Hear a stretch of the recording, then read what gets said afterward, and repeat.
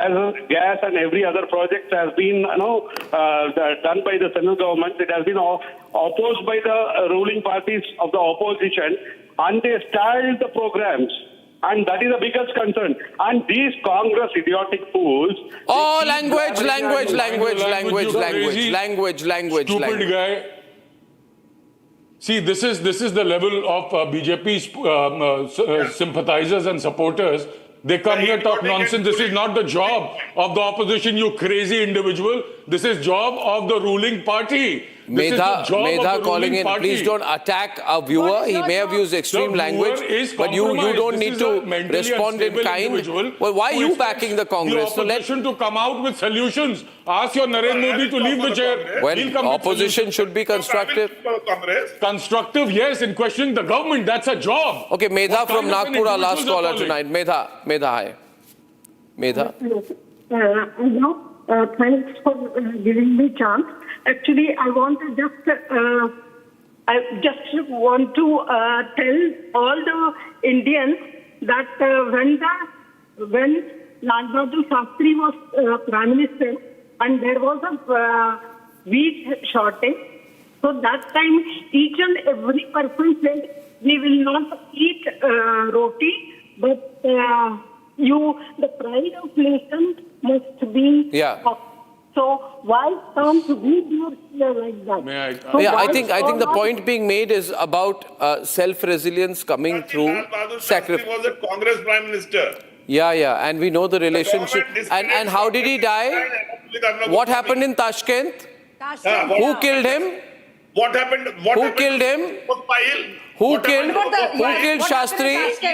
Tell me who killed Shastri? Who had an interest in killing Shastri? Was Shastri murdered? What was Shastri murdered? Spreading the lies. Was Shastri murdered? That you want to own his legacy? Yeah, we have. Ladies and gentlemen, sharp questions, no answers tonight. I think, see, the LPG supply has not run dry, but it's getting difficult. If we all consume 20% less LPG, then believe me, overnight, or maybe in 2 or 3 days, it will show up in a bigger national number. Can we do that? I think we will. I think we can. Because we are better. Ladies and gentlemen, Trump has called the NATO countries cowards. In my view, he's completely on the edge. He's lost control. There's no doubt about that. When we are back.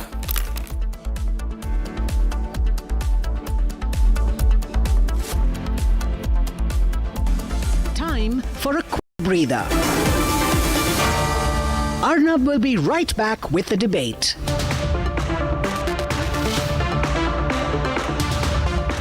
Powered by Century Ply Club Prime. रहो बेफिक्र. जब अपना कोई move किसी को move करता है ना यार, फील आ जाती है. भाई तू अपना है, तेरा सफर मुझे भी करना है. तूने प्रूव कर दिखाया यार, anybody can dream. मुझे लगा मैं नहीं, पूरा का पूरा मूवमेंट चल रहा है. Breathable fabrics, awesome comfort, effortless style, AD from the House of Arvind. In the global employability rankings by Times Higher Education UK, only the following 6 institutions from India are ranked amongst the top 230 in the world for having the most employable graduates. IIT Delhi, IISc Bangalore, IIT Bombay, IIM Ahmedabad, IIT Kharagpur and Amity University. Pure सूजी pasta उबालो मिलाओ और खाओ 8 minute में तैयार. क्या taste है सबका राजा आर प्योर मसाला. अरे टेंशन किस बात की? सेंचुरी प्रोवुड का प्रीमियम प्लस है ना. लो एमिशन है, हाई डेंसिटी है, वाटर रेजिस्टेंट भी, टर्माइट एंड बोरो रेजिस्टेंट भी है. यानी ये है जहां नो टेंशन वहां. Premium plus by Century Prowood. प्यास बुझाए ठंडक लाए सबको भाए जीरा सिप. MTH का जल जीरा जीरा सिप. जीरा सिप असली रिफ्रेशिंग, असली स्वाद, असली मजा.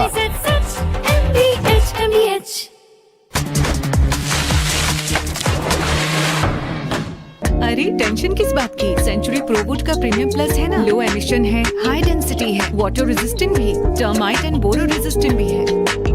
यानी ये है जहाँ नो टेंशन वहाँ। Premium plus by Century प्रोवुड।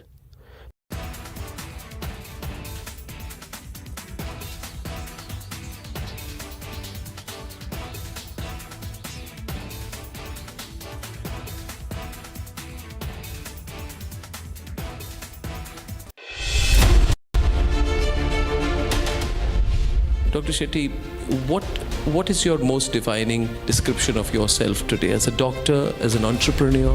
Arnab, I am a very lucky man to see the country transforming itself. The greatest satisfying moment for me now is to believe that India will become the first country in the world to dissociate healthcare from wealth.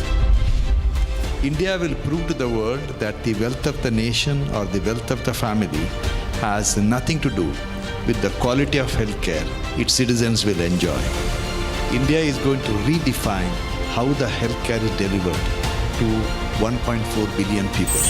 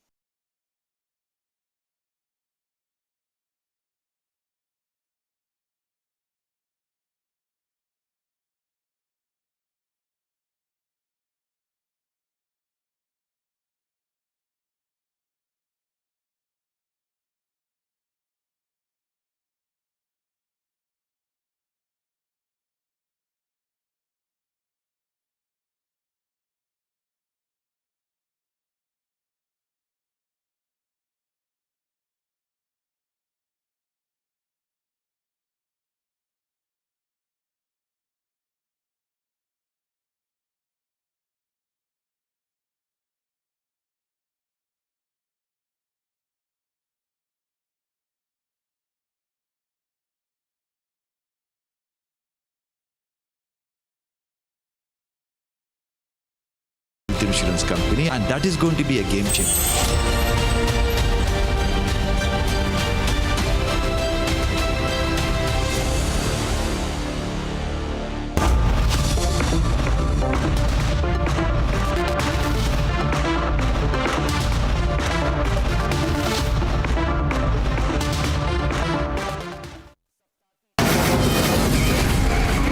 From the Republic Media Network headquarters, it's time for Arnab Goswami on The Debate.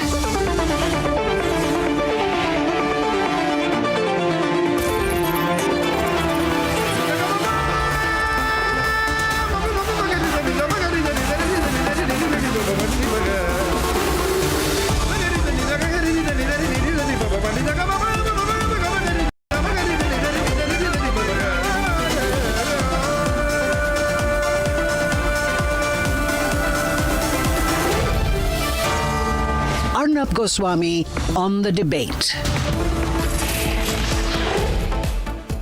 Ladies and gentlemen, Donald Trump declared victory about 3 weeks back. He said, we have won the war.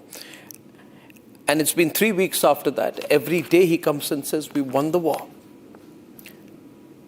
His tone has changed. He's no longer sounding as confident. And now he's gone down to straightforward abuse. Every single day, he's using worse words. Some time back, he put out a tweet. He said that NATO countries are cowards. And that's only because several NATO countries are not fully aligned with his effort, because they're willing to defend the interests of their people.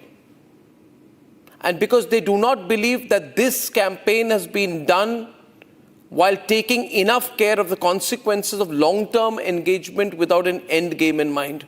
So he said in a post on Truth Social, the NATO countries are cowards. That is only language of a man who has lost the plot. Yes, Donald Trump has lost the plot. As I said, he declared victory just a while back, posting on Truth Social that America has won. Pete Hegseth said, we fight to win. But is this really a win that the US is scoring? On the ground, the situation is extremely different. Gas prices in the United States have crossed $4 per gallon, making it one of the highest markups in history. And let me read out some of the headlines. Reuters says rising gas prices are sharply hitting US household finances and more pain is expected. The Wall Street Journal says Saudi Arabia sees a spike of $180 oil if this energy shock persists past April. The Wall Street Journal says work from home, carpool, and fly less to combat soaring oil prices, the IEA says. This is all there in the global and the American media. And while this is going on, we're also seeing a splendid isolation of America, an America without friends. The cracks in the United States' global standing are no longer subtle. They are embarrassingly visible. Countries which used to be strong allies of the United States have now begun to slowly distance themselves, and I predict more of them will be, because this strategy that the Americans have had is causing them sheer discomfort.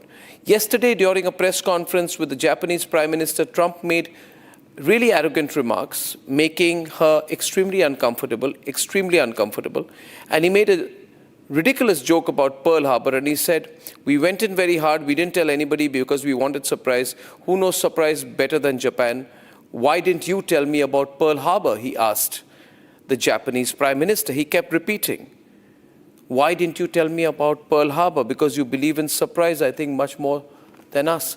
Ladies and gentlemen, there is no seriousness this gentleman has, Donald Trump. Because as he was making that Pearl Harbor remark, just look at the visuals and look at the body language. Let's play the video of the Japanese Prime Minister, Sanae Takaichi. Her slight smile appeared to drop. She raised her eyebrows. She appeared very uncomfortable with that remark. Even before going in for the meeting, she had described the meeting as expected to be very difficult. But the way he said it was not just masquerading arrogance. I think I have the soundbite. It was arrogant. Just look at this. And he was a very good friend. But one question, why didn't you tell US allies in Europe and Asia, like Japan, about the war before attacking Iran? So we are very confused about we Japanese citizens. Well, one thing, you don't want to signal too much. You know, when we go in, we went in very hard, and we didn't tell anybody about it because we wanted surprise. Who knows better about surprise than Japan? Okay? Why didn't you tell me about Pearl Harbor? Okay? Right? You know, he's asking me, do you believe in surprise? I think much more so. If you look at that body language, ladies and gentlemen, the Japanese Prime Minister just wanted to get out of that room. She didn't even want to sit with that rude man anymore. In fact, the entire world is bordering on beyond frustration as far as Trump is concerned. Look at French President Macron. His statement further accentuates how US allies are totally pulling away from Trump. He said on March 17th, categorically, that France will escort ships in Hormuz only once the situation is calmer. That is a clear prerequisite that he's putting out there. How long before other countries demand a truce? Look at Sanchez of Spain. Look at the straightforward language that he's spoken to Trump. No country is willing to give in. Now, what is really happening? What is really happening is because Trump first didn't have any clear calculation. And then now, as 3 weeks goes into a month, he's realized Iran is not giving him an off-ramp. An off-ramp, ladies and gentlemen. An opportunity to do some clandestine deals, backroom diplomacy, fight in front of the people, before the cameras, but do a deal on the side. And Trump, ladies and gentlemen, was known to be the author of The Art of the Deal, remember? That's how he positioned himself. The tough guy who sets terms. The reality TV star who says, you're fired, and throws people off the set. The man who holds all the cards, as he told Zelensky when he met him. You hold no cards, Mr. Zelensky, he told him. I hold all the cards. The art of the deal. The art of firing people. The art of holding all the cards. But lately, he finds himself in a situation where he's dealing with a country that is not giving him an off-ramp. And why isn't Iran giving him an off-ramp? Because going by pictures and impact, if you look at the way they've been fighting, Iran needs only 5 missiles and 20 drones a day to hit the right targets. And a drone costs only $20,000. So they can sustain this war for 6 months straight, they know it. So looking at the current situation militarily, my assessment is that Trump is the guy who needs to be worried about prolonging the war. An indication of this worry is in the deployment, ladies and gentlemen, of the Marine Expeditionary Unit, the MEU. On 13th March 2026, on day 14 of Operation Epic Fury, the Pentagon confirmed the deployment of the 31st Marine Expeditionary Unit to the Middle East. Now, in fact, Trump, the US, has deployed 850-foot-long, 45,000-ton USS Tripoli to the Middle East theater. This ship is carrying over 2,000 hardcore American Marines from the Marine Expeditionary Unit. They will reach by March 22nd, 23rd, 2 to 3 days from now. The question is this: will these people go into the ground? Is America going to deploy ground forces? What will America do? What will the Marine Expeditionary Unit do? The Iranians are saying they cannot wait for the Marines to reach, and they have all the time to prepare on the ground. Is Trump willing to put American Marines on the ground? If that happens, is he ready for the body bags, the casualties, which may build up? The question is today, in terms of holding the cards, is America now a hostage to the IRGC like it was a hostage to the Taliban in Afghanistan, or history lesson here to the Viet Cong in Vietnam? Then also vis-a-vis the Viet Cong in Vietnam, vis-a-vis the Taliban in Afghanistan, vis-a-vis the IRGC in Iran, each time the American presidents have said, we are big, we are huge, we are powerful, we are massive, we are going to win. But when it comes to feet on the ground, from Vietnam, from Afghanistan, and now Iran, has the American military, the American government learned no history, learned nothing, no lesson from history at all? Are we seeing fatigue build up? Watch the American media, this fatigue, deep, irritable fatigue that has built up among the citizens of the United States, even as the Pentagon and the White House present a picture of victory in the war. Ladies and gentlemen, if this war is actually won, as Trump has claimed, then what off-ramp is he looking for? If the war is won and there are no targets left to hit, then call the ceasefire. Why go begging to Macron? Why go begging to Keir Starmer? Why go attacking Sanchez? Why would they send their warships, Mr. Trump? And the whole world is asking you, and the world needs to know, Mr. Trump, one question. You say you won the war, then why are you going ahead begging the NATO allies to come and help you? And if they aren't, why on earth are you calling them cowards? It makes no sense. It makes absolutely no sense at all. That's why, ladies and gentlemen, my reading is the war has spread way beyond any predictable range for Donald Trump. This is not just the splendid or embarrassing isolation of America. This is a moment when American history is never going to be the same again. They lost their supremacy because of the way they exposed their own vulnerabilities 3 weeks back. Nobody knows which way this is going to go. It's not going to go Trump's way. Trump, in my view, has already lost the war he began. Let's debate.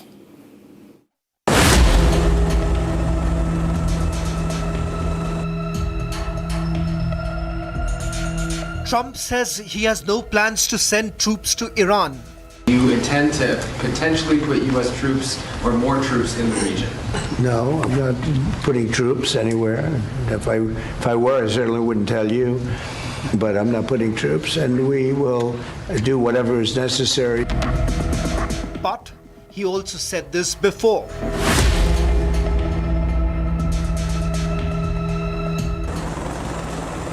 And at high seas, another story is unfolding. Racing through the Indian Ocean, the USS Tripoli is heading straight into the conflict zone. An 850-foot amphibious assault ship carrying the US military's rapid response Spearhead.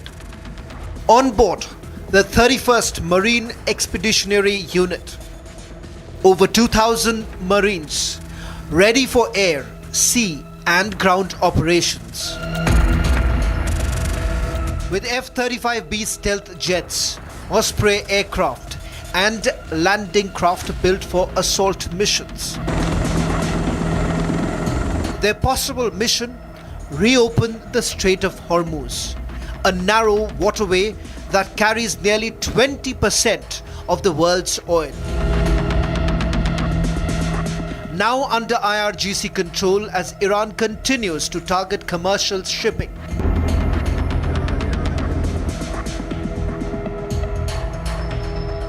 US has already hit Iran's missile sites, drone bases and coastal defenses, but that hasn't been enough.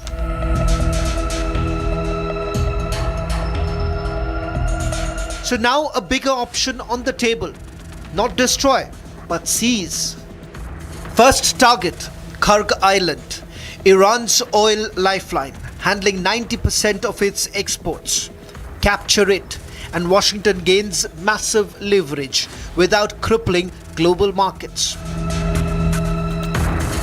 Other targets, islands inside the strait, Qashm, with missile bases and naval tunnels. Kish, a strategic air hub. Hormuz Island, where Iran docks attack boats. Control these and you control the strait. And here's the possible strategy: put boots not on Iran, but around it, and turn these islands into pressure points. The US Tripoli is expected to arrive by 22nd of March. When it does, the next phase of this war may begin.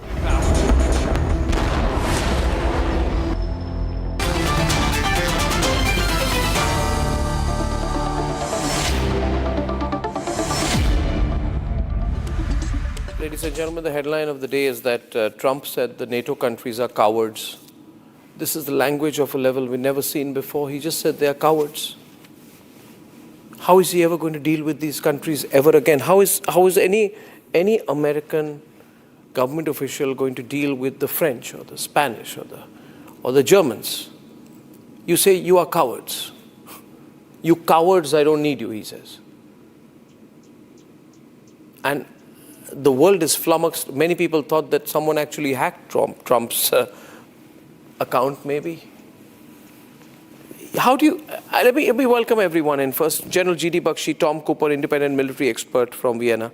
Michael T. Clare, senior visiting fellow of the Arms Control Association. Hamid Raza Gholamzadeh is director of Diplo House, a Tehran-based respected think tank. And Richie Greenberg, former Republican mayoral candidate from San Francisco. Saurabh Shukla of News Mobile. Adam Scott Bellows of the Israel Innovation Fund.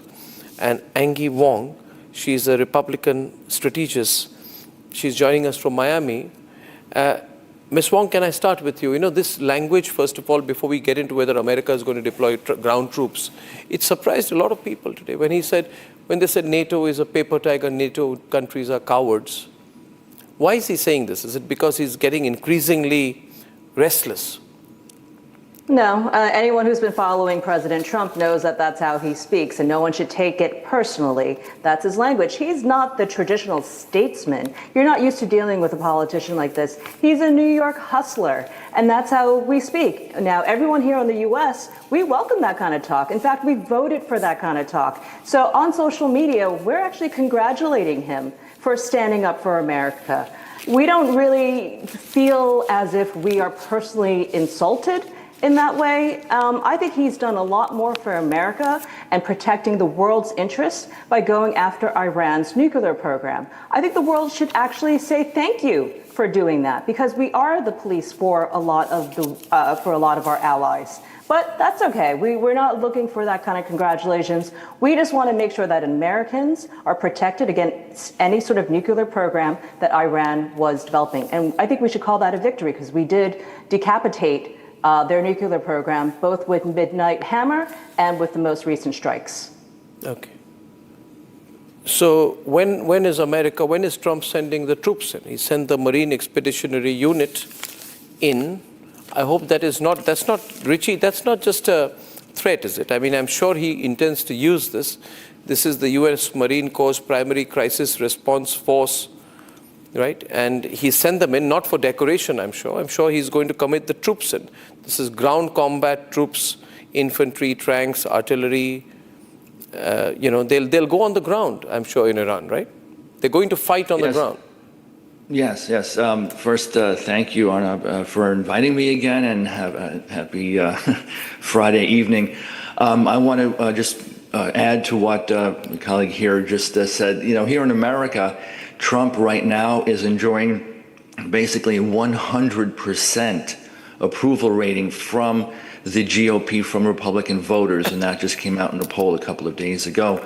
So it's not like he's doing anything rogue against what America wants, and Americans voted for him, and this is what he is doing. He has promised to do many things during his campaign, and this is one of them. So the sending in of troops, this is not a huge, massive, like what you'd think of as a World War II invasion. That's not what's happening here. These are very specialized, very specific types of trained Marines that are going in, mostly as the preview we saw right before we came onto this debate here was to secure Karg Island. And that is a very important, very strategic island that Iran has been using to hold almost the entire world's supply of oil and liquid gas. That's what even India itself is facing a crisis of. So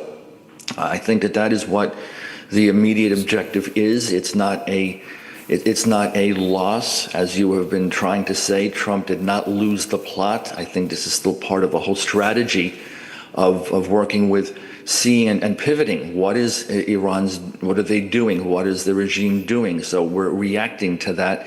And it looks like the biggest crisis that anyone could see now is the control of energy, the control of Hormuz Strait. And so that's basically what he's doing. So this, I just was asking you there that this, at one point, if you're in this to win, then you're going to have to win. You can't keep saying that we are winning.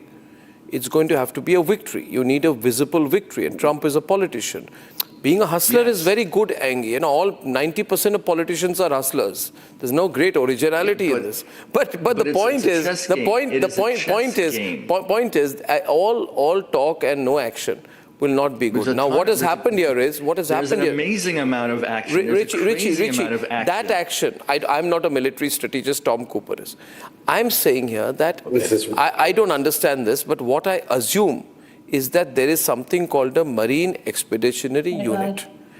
And it is built around something called a Battalion Landing Team, which is basically some kind of an infantry battalion. Some 1,000, 1,500 Marines have to go in and fight with reconnaissance, engineers, amphibious vehicles and all that. So my question is, Tom, is Trump going to only use this MEU? We're told that there's one more, something USS Boxer is also going in, not just USS Tripoli.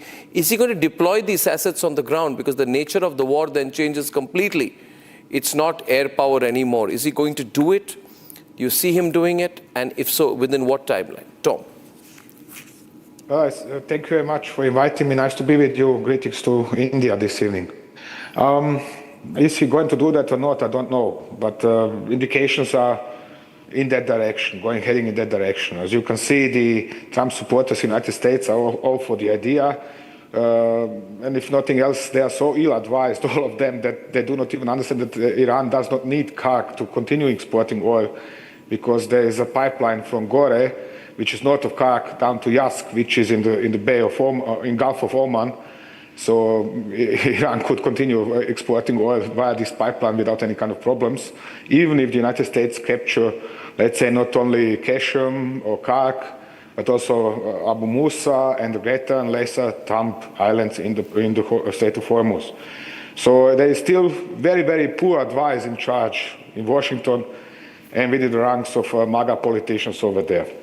I'm very concerned that means only that about. yes, very likely that he is going to follow their advice and really attack Khan. I'm just concerned because, till this point it appears to me, Michael Clare, till this point it appears to me that as long as it is air power, etc., you can quickly switch off at one point of time and say, we have achieved our targets and it's missiles and air warfare, we've done what we had to, inflicted damage and move back.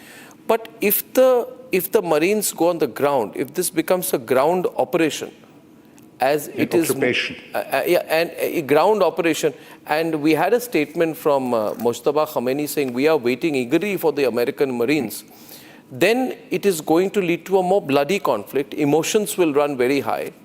It'll be a situation politically that Trump can't get out of. And I have never seen any situation, Mr. Michael Clare, whether it be Afghanistan or Vietnam, where you commit thousands of ground forces and can get out before years. Or many, many months. You make a very good point about Vietnam and Afghanistan, and this is something that the American public are very worried about. The polls show that most Americans oppose the war in Iran, contrary to what you heard earlier. Most Americans are very worried about what might happen. Trump was elected on a platform of eliminating U.S. involvement in the forever wars, what we call the forever wars, Afghanistan and Iraq. He was elected on a platform that the U.S. would not get involved in these wars. And now it looks like he's plunging the United States into another prolonged war in the Middle East. And I think there'll be a lot of opposition to that in this country. And this shows his incompetence. He began the war without any plan to protect the Strait of Hormuz, no plan whatsoever, no ships in place to protect the tankers moving in and out. Now he's bringing in the Marines to cover up the incompetence of his planning for this war. I think there'll be a lot of opposition to it. But then the decision has been taken, hasn't it?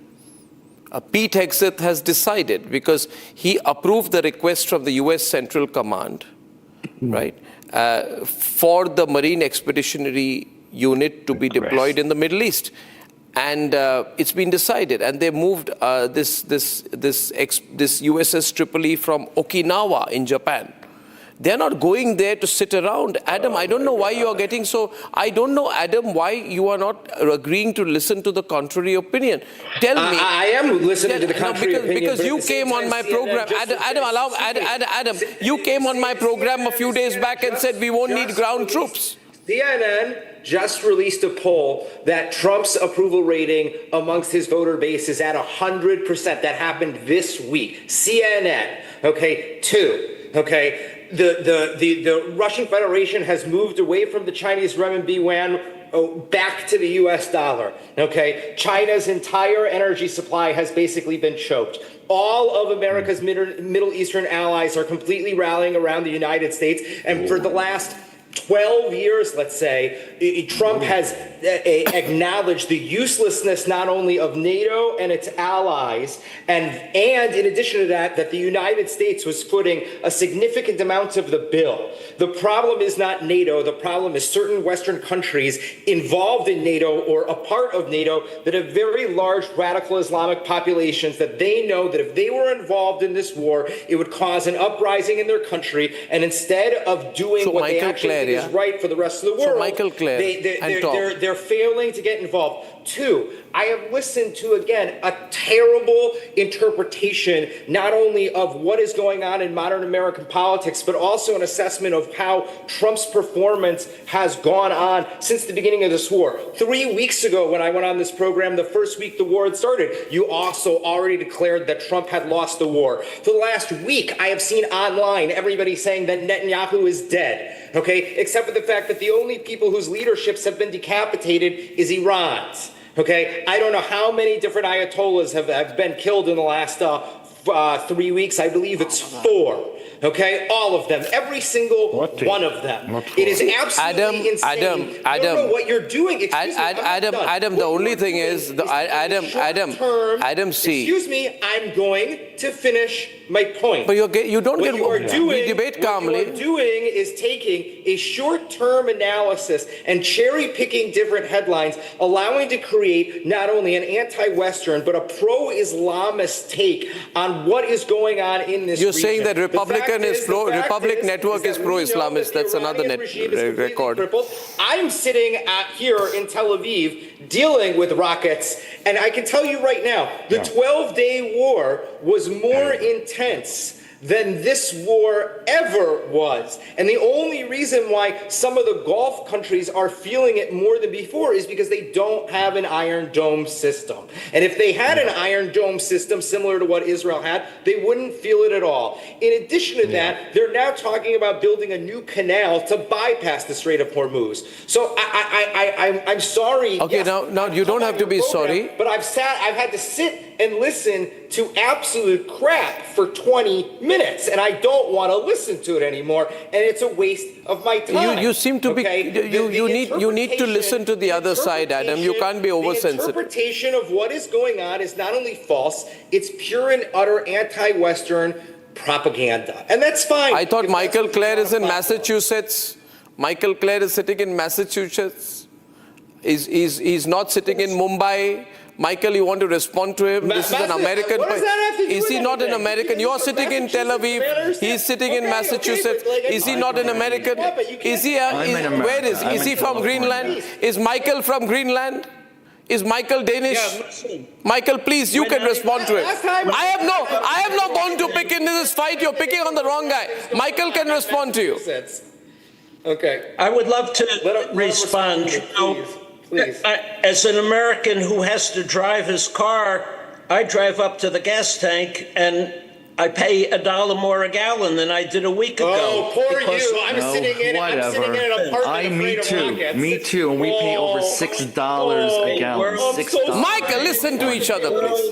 There's going to be an economic crisis, a food crisis, a fertilizer crisis, an energy crisis because of Trump's incompetence in not planning for what the Iranians are able to trade of Hormuz. He should have thought about this and planned on television. And like, it's so basic of failed to go do this. to. He's totally incompetent and dragged the United States to another war. Incompetent. Without that's why he's basically choked. That's why he's basically choked the Chinese energy supply, but that's fine. Yeah, totally incompetent. So China has all the energy to win a war. China has built up its oil supply and built up its enjoy Massachusetts, okay? Enjoy the cobblestone side. If I'm allowed to intervene here, see, I'll tell you one thing here. Adam, I just want to say as well one thing, that at this stage, I know the pressure is building up because it's been 3 weeks. It's not easy. Nobody, you, me, nobody expected this to go on for so long. Okay, we can all say Of course we did. Oh, you did. Okay, how long did you expect it to go on for? We in Israel we knew this would take at least. Then I have a question to you, Adam. I have a question to you since you're in Tel Aviv. Why did Trump say that America knew nothing about Israel's South Pars strike? I have no idea. Now you say I have no idea. Now you say no. Israel strikes the world's largest gas field. I have General Bakshi here with me. Trump says I don't know. Now, very often it's been said about Trump that when he gets into a tough spot, he said, I don't know. It's happened to some of his own officials. You remember Nikki Haley? You don't know. You remember Nikki Haley? She said he knew. He said, I didn't know. So he drops everyone like a hot potato. So my question to you is, there's some confusion going on. Listen, there are 3 things here. I feel, General Bakshi, to call NATO cowards is bad language, bad behavior. At some point, you're going to need them. Second point, Pete. You mean at some point they're going to need him. Sure. But to say before the Japanese Prime Minister and say this is a little, Trump braggadocio. Angie, 2 million people were killed by America when you dropped atom bombs on Hiroshima and Nagasaki, and to make which that, ended the war, and to more make people that would have died if there 2 was a million ground people in an atom bomb blast were pulverized and vaporized by America. I don't think this is something. I don't think this is something to be very proud about. I thought that, and it is not something to say before the Japanese Prime Minister. I laughed so hard when I heard that. You feel like laughing when people tell you about atom bomb. You feel like laughing. You feel happy about it. I thought his comment on Pearl Harbor was extremely funny, and it made me laugh. And one of the things that is known to this day is that if we would not have dropped an atomic bomb on Hiroshima and Nagasaki, a ground invasion in Japan would have killed more Japanese civilians and would have killed more American servicemen. As terrible as dropping the 2 nuclear bombs was, it is a proven fact that more lives were saved than lost. Arnab, General Bakshi wants to come into this very hot debate tonight. This has been rather one-sided. Yeah. Can I come in, Arnab? Yes, sir. Yes, sir. Yeah. Okay. Look, Arnab, the Tripoli assault ship with 1 cruiser, 2 destroyers is about 2 days away from the Gulf. Yeah. Right? This is supposed to be absolutely high risk, high payoff gamble. Right. Many military professionals in the United States itself are giving it 90% chance of failure. I have not seen of any operation which is so well advertised. We are coming for the Karg Island, we are coming for the Karg Island. The set of operations that our military professionals are expecting are the Green Berets, the SEALs on the northern coast of the Gulf to try and take out neutralized positions from where they can fire their anti-ship missiles, cruise missiles, drones, right? They are going to go for the islands. If I have understood anything about this entire conflagration, the Iranians have practiced very well the Chinese technique of anti-access area denial. The USS Gerald Ford has been forced to get the hell out of the area, go back for repairs. Even the Abraham Lincoln was hit. The moment Tripoli comes anywhere close, please don't be surprised if there is a barrage of ballistic missiles, cruise missiles and drones as a welcoming committee, right? And once you start landing your offsprays, may I please remind you, I feel concerned. Some of the best professionals are your Marines, your SEALs, your Green Berets. Don't throw their lives away cheap, right? Every Osprey has got a capacity of 24, right? The Russians have given the Iranians the man-pad shoulder-fired missiles which can filter out the flares. Normally when a helicopter goes in, assault helicopter or a jet fighter, it throws flares to deflect the shoulder-fired missile. I'm just These set of Russian General Bakshi, General, let me go to our friend in Tehran because I want the Iranian perspective. Marine casualty. Hamid Raza Gholamzadeh. Hamid Raza. Now, we've heard the American perspective, right? And there is a MAGA vote bank which is he's 100% popular, everything is right, we're winning the war. Everything else is propaganda, right? That's the perspective from one side of America. One side, by the way, not all of America. Now, and Israel. And Israel. Now, Hamid Raza, what is the reality on the ground? There is severe depletion of your strategic reserves, right? Now the Marine Expeditionary Unit is coming in very well announced. Very well announced. And it's not ruled out that other countries may support a defensive support through the Straits of Hormuz. Can you really escalate this? It's reported that Iran is seeking an off-ramp. It has been reported that back-channel talks are on. Khomeini may be saying one thing, but back-channel conversations have begun through the same routes through whom conversations were going on before the 28th of February. What are you hearing, Hamid Raza? So it's actually most of the things that is said are misinformation, actually. Iran is not looking for any off-ramp, and Iran is actually welcoming American boots on the ground because it would totally change the situation, and it would be a clear defeat of the Americans. Let's just assume that they come and capture Park Island. So how would they give that? How would that impact and influence Iranian activities? Would that change the situation in Strait of Hormuz? Of course not. Anyone who says that doesn't have any clue what he is talking about. They don't have any understanding of the situation on the ground. Okay, 2 days from now, the American Marines are going to arrive in the region. Let's welcome them. Let's have them here, and then you can see what would happen to them. Iran is fully ready and prepared for such a ground fight. And I totally assure you that it would be in favor of Iran. The Americans would lose everything. The Marines would be either captured or killed or run away. So that's the only thing that would happen if they dare to put any boots on the ground. But what would they tell you? What the outdated American exceptionalism and the Zionist mindset in the United States and Israel would sound to you? What you just heard, that they are winning. You should be grateful to the Americans and President Trump that India has spent $20 billion Are you actually suggesting that you are winning any part of what is going on right now? You are getting the whole world should be grateful because of the oil prices, and the whole world should be grateful to the Americans because they have increased the prices in everything all around the world.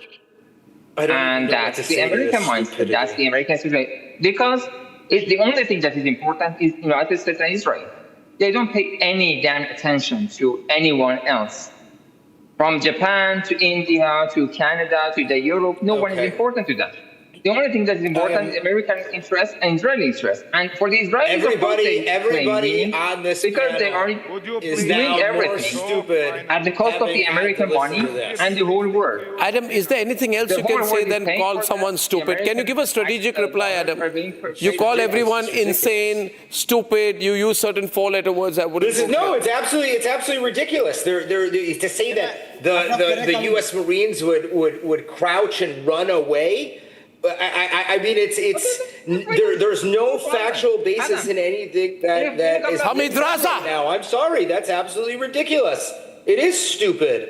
It's absolutely stupid. There's a lack of intelligence behind what this gentleman is saying. I apologize, but that's absolutely ridiculous. He assumes that there are no about what is going. That is the most interesting thing about what's going on with this war right now is the amount of misinformation that is being sent into the world, just like the internet claiming that Netanyahu has been dead for almost a week. It is absolutely insane.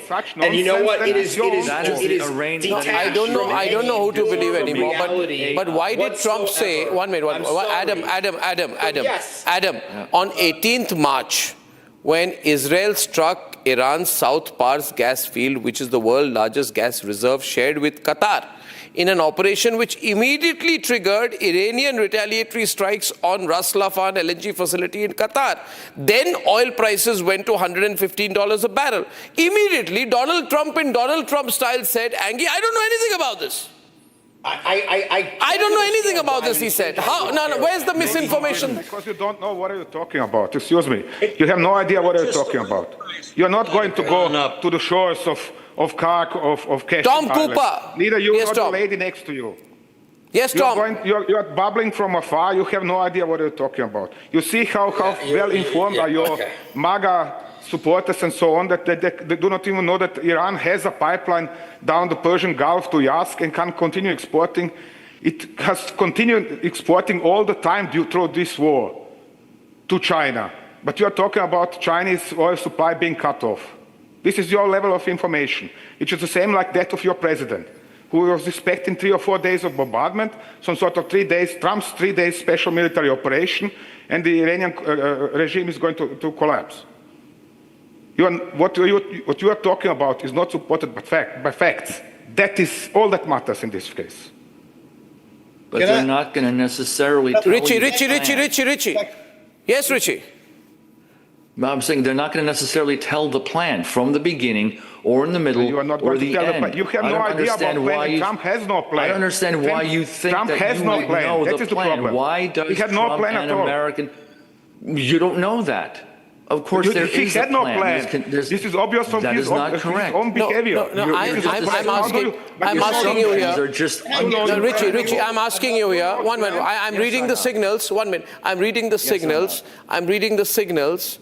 Please listen. Why am I going on and on about this thing, this South Pars thing? Because it is revealing something. See, Angie, Wong, you are very confident. You started very confidently. My question to you is this, please. That when this happened, when this Israeli attack happened, Trump told reporters in the Oval Office, yes, I spoke to him, that is Netanyahu. I told him not to do it, and he will not do it again, right? It is coordinated, things are coordinated, but sometimes he, that is Netanyahu, does something. If I don't like it, then we don't do it anymore. In other words, he said, I did not know about the attack on the South Pars gas field, which got a major Iranian retaliatory strike. Now, this response, Ms. Wong, to this response, former American Ambassador Dan Shapiro said, he says zero chance the IDF would conduct a strike in that location without giving US CENTCOM full visibility. He is the most experienced American official on the US-Israel military relationship. He said Trump is lying. Trump said, I did not know, which means at some point, Ms. Wong, even you as a very big Trump supporter will have to agree that Trump is losing control. That's the first sign that you're not in control of a situation that you have yourself created. If midway you say, I didn't know about this attack, I didn't know about that attack, and don't tell me, don't ask me about the finer details of it. How do you not know? You're the American president. The world's biggest gas field has been struck by a person you call your best friend, and you can say, I didn't know. He's not in control. Is he in control? He's not in control. My only question is he in control? Tom, is he in control? He is not in control. If the American president is not in control, it's dangerous, Tom. To micromanage he is not in control. You're saying he's not in control. Campaign. Yes, because APEC is in control. APEC has... Well, 1 minute. He's saying he's not in control. Richie, 1 minute. Richie, is he in control? No, that's not necessarily true. Is he supposed to be micromanaging this conflict? Is he supposed every single second? Is that what it is that you're implying? Because it seems that way. He is. No. He's giving the orders of what nobody is implying that. Yes. But the no. That is you putting words into my mouth. Because the fact is that the Israeli aircraft cannot reach South Pars without support by U.S. tanker aircraft. So therefore, the USA had to support this operation. So therefore, either the CENTCOM is he in control? Michael, is he? No, 1 minute. Miss Wong, is he in control? Because the Israelis on the other side are doing something interesting. You know what they're doing? They are saying, Israelis, I'll tell you what the Israelis are saying. All their diplomats are saying, you know sort of what they say, Miss Wong, we know nothing. We are only a junior partner. Yeah. We are a junior partner. We have been dragged in. We are a junior partner. This is an American operation. Let me give you a flavor from what it is in the ground. No, who's in control first, Saurabh? No, listen, Arnab. I'm listening, but who's in control? Objective analyst here. Miss Wong. I can tell you that it's not that he doesn't have a plan. President Trump has a very different... He has no plan, excuse me. He hasn't lost the plot, certainly, because the operation is working very well and they are gaining... Obviously, it takes time for any strategic operation to get its end goals realized. So it was a plan, excuse me, sir. So it was a plan to start the operation and then 1 month later bring in the Marines. Obviously, people on the other side do not want this war to be prolonged.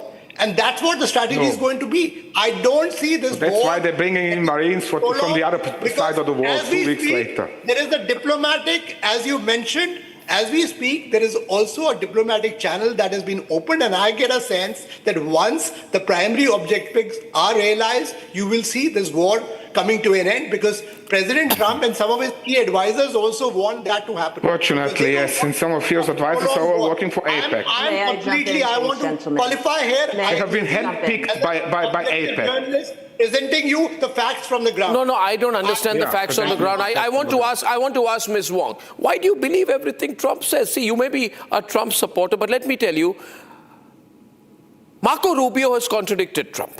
Because Secretary of State Marco Rubio's own testimony contradicts Trump's imminent threat justification. I want General Bakshi also in. He admits, he says the US struck because Israel was going to. This is the most significant legally revelation of the war. He told congressional leaders and stated plainly, we knew there was going to be an Israeli action. We knew there would be precipitated an attack against American forces. So we just joined Israel. This is not an independent American threat assessment. It is based on Israeli operational timelines. The US therefore went to war because Israel was going to go to war regardless, and we would be targeted in retaliation. Yes, and I know Marco Rubio very well. He is a former senator from Miami, where I am, and I've campaigned with him. Look, this is where Trump should take his victories and end this. Now, he's long said that we're only going to be in this for 4 weeks. We are at 21 days. He's got 7 days to wind this down, and you can tell from the words that he is using lately, especially in the Oval Office yesterday with the Prime Minister of Japan, no ground troops. So I don't know why we're spreading the rumors that Marines and sailors who are there to support the Straits of Hormuz will be on the ground. But that's a separate issue. Here's where we've been victorious. Iran's nuclear program, which is why we went in. It's gone. It's now decimated. American forces, there's not been an occupation of Iran. The Iranian Navy has been destroyed. The proxy networks have been degraded. On top of that, the energy weaponization, which is the real reason why the Americans went in, it's no longer controlled by Tehran. That has shifted. Now, we can talk about pipelines going to China. I just looked up how much barrels actually do that from Iran. Very, very little. But still, there's still a pipeline. There is no regional war, you guys. Phase one is victorious. Why are the oil prices going high? Arnab. Yeah. Arnab, can I please come? Yeah.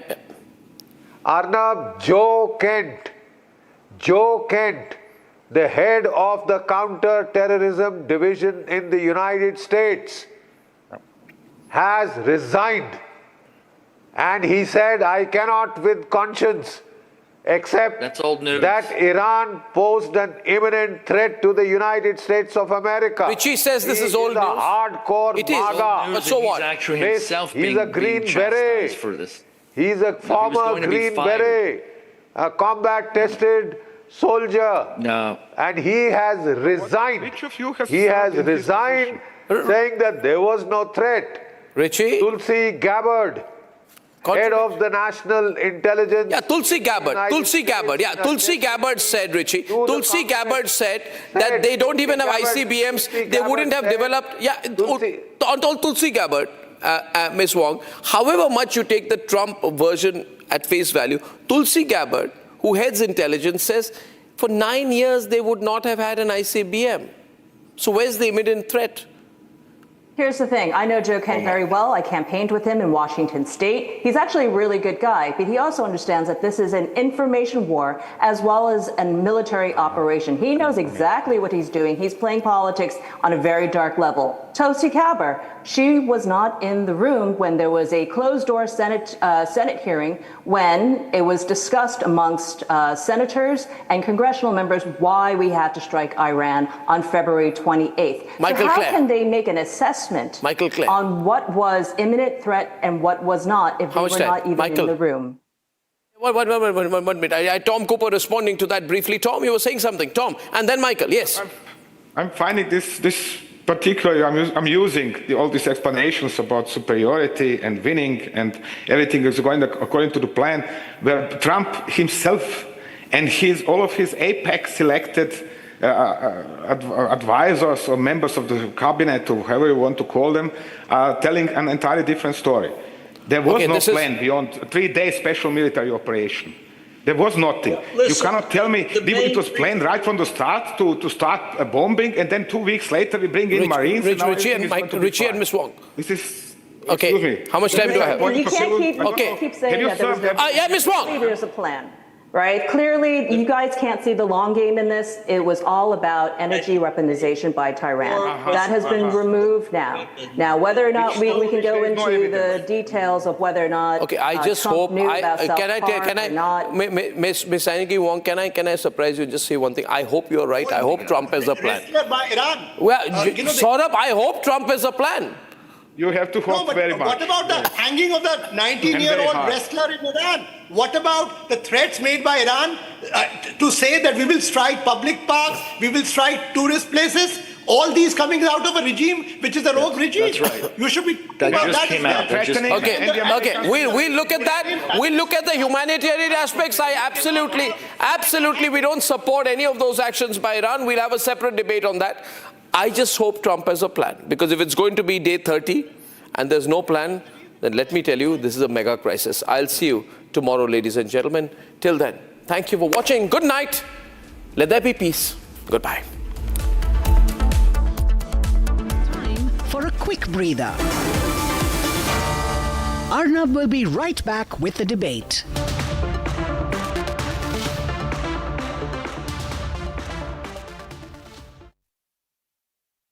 Powered by Century Ply Club Prime. रहो बेफिक्र. जब अपना कोई move किसी को move करता है ना यार, फील आ जाती है.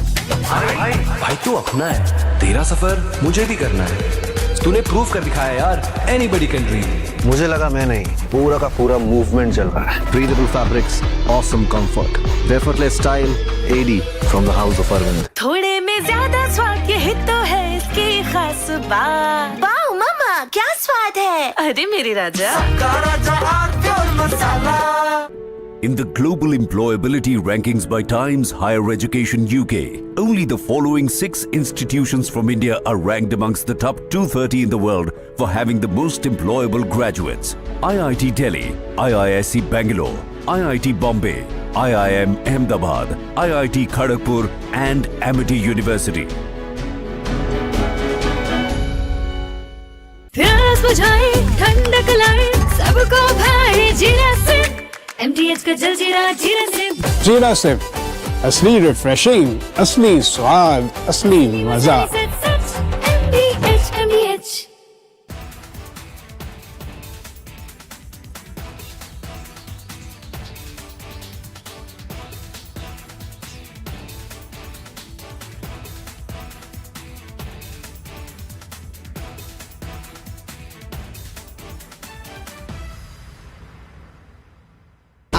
प्योर सूजी पास्ता उबालो मिलाओ और खाओ 8 मिनट में तैयार. क्या टेस्ट है सबका राजा hardcore masala.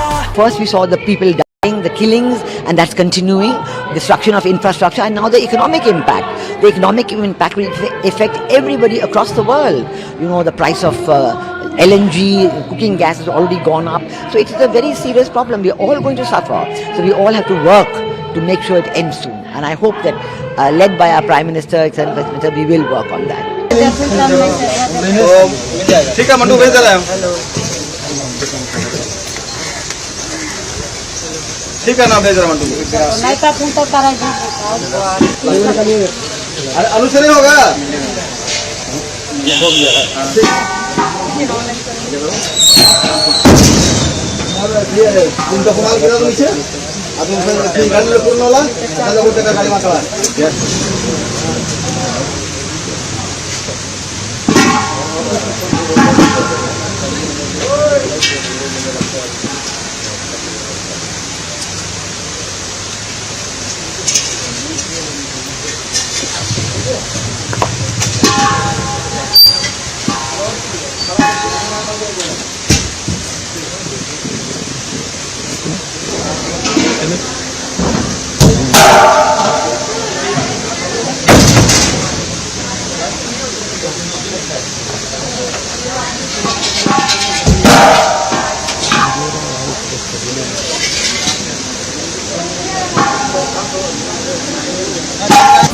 Time for a quick breather.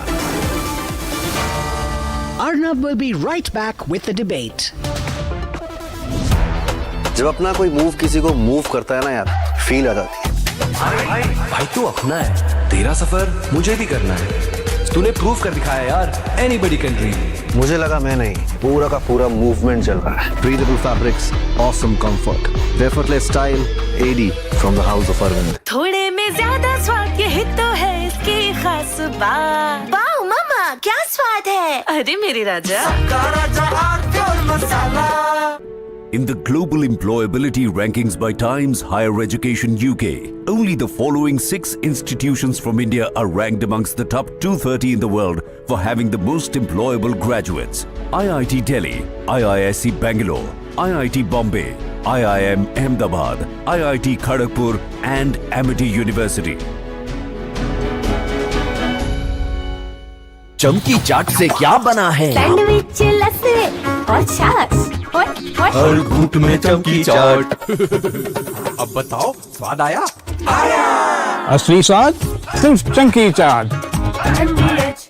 रानी इस घर में कुछ है जो टूटता नहीं। ये पिलर कभी नहीं टूटेगा। रुंगटा स्टील TMT से बना।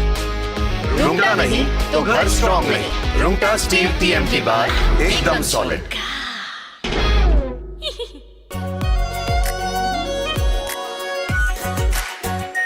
Are pure shahi paneer masala, delicious, healthy, every day. First we saw the people dying, the killings, and that's continuing, destruction of infrastructure, and now the economic impact. The economic impact will affect everybody across the world. You know, the price of LNG, cooking gas has already gone up. So it is a very serious problem. We are all going to suffer. So we all have to work to make sure it ends soon. And I hope that, led by our Prime Minister, Executive Minister, we will work on that. ठीक है mandu भेज दे रहा हूं।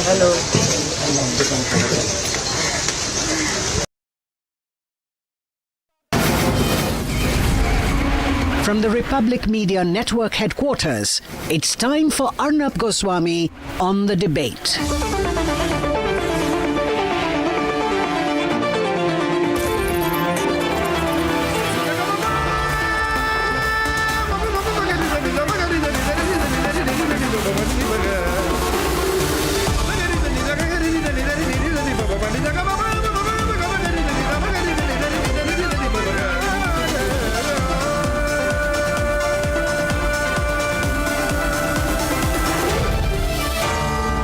Arnab Goswami on The Debate. On the show tonight, the real picture of the LPG situation. Is LPG supply going to run dry? Has the government seen this coming? Have we done enough to dodge the crisis? At 9 p.m. tonight, Trump says NATO countries are cowards. But what can he do? Is it a reflection of his growing frustration?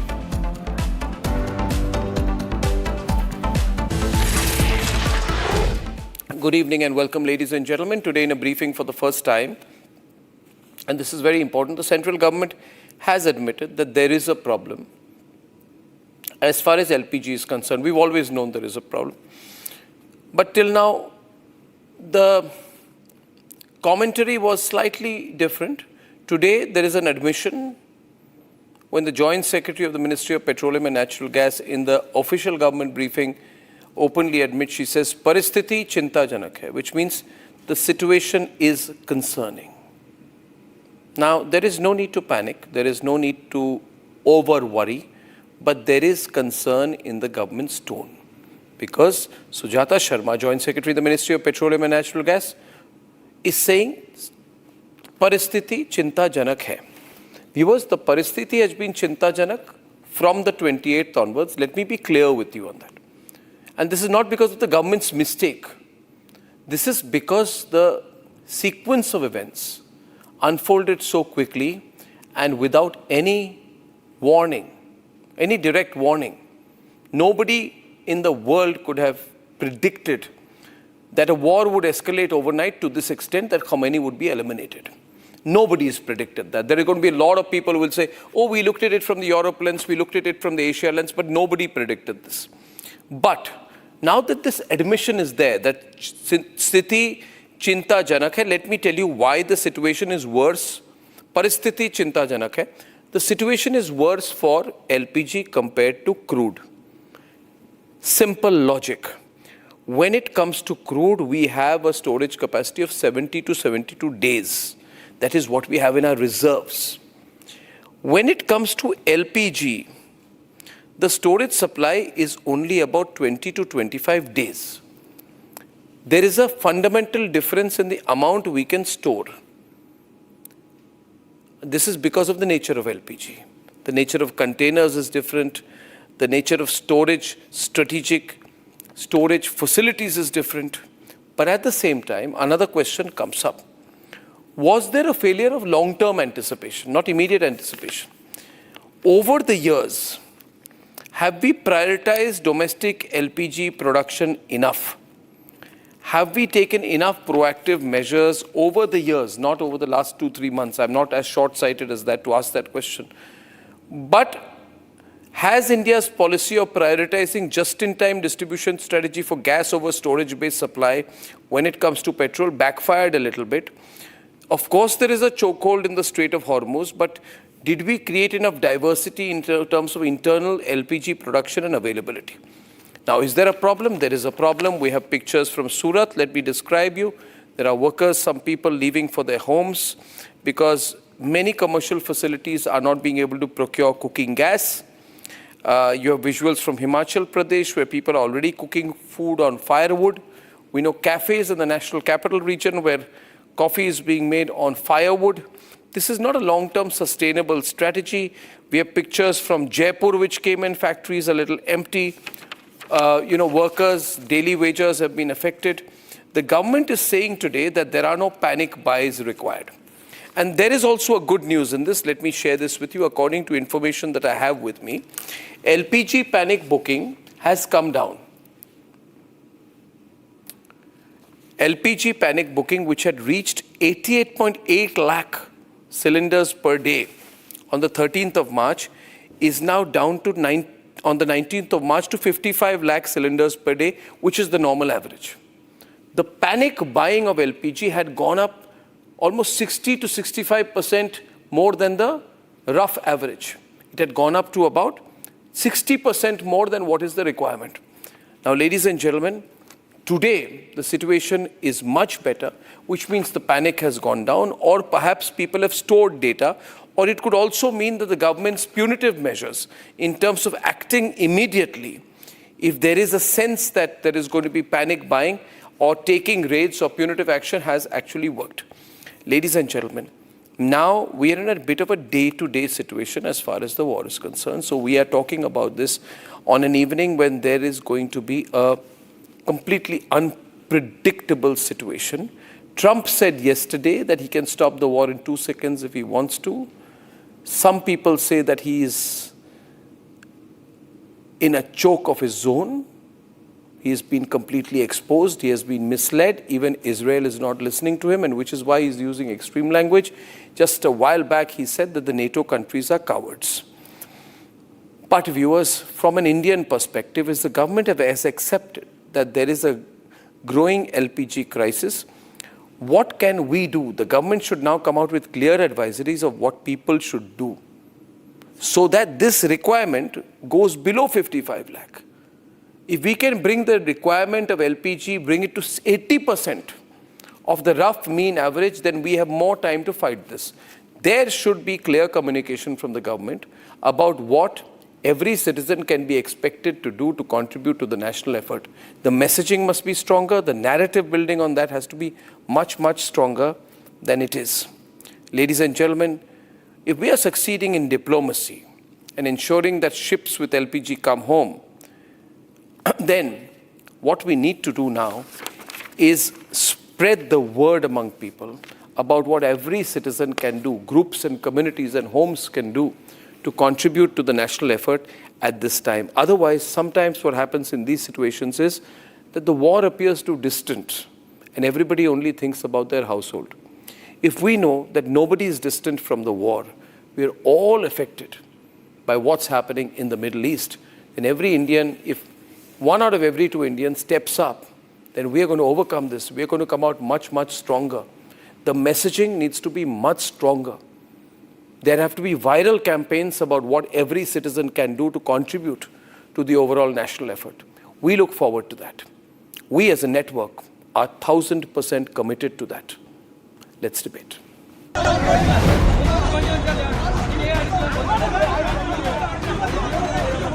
India is feeling the pinch of a war far from home. The government says a 40% hike in domestic LPG production is not enough to bridge the gaps created by the West Asia war. Refineries are operating at highest capacity with adequate crude inventory. Domestic LPG production लगभग 40% तक पहुंच चुका है. Retail outlets पर कोई dry out नहीं है और sufficient stock available है. The opposition is not holding back either. Questions are being raised over the government's lack of foresight and their handling of the crisis. Aware that there is an ongoing crisis in West Asia, due to which the global energy supply have been disrupted.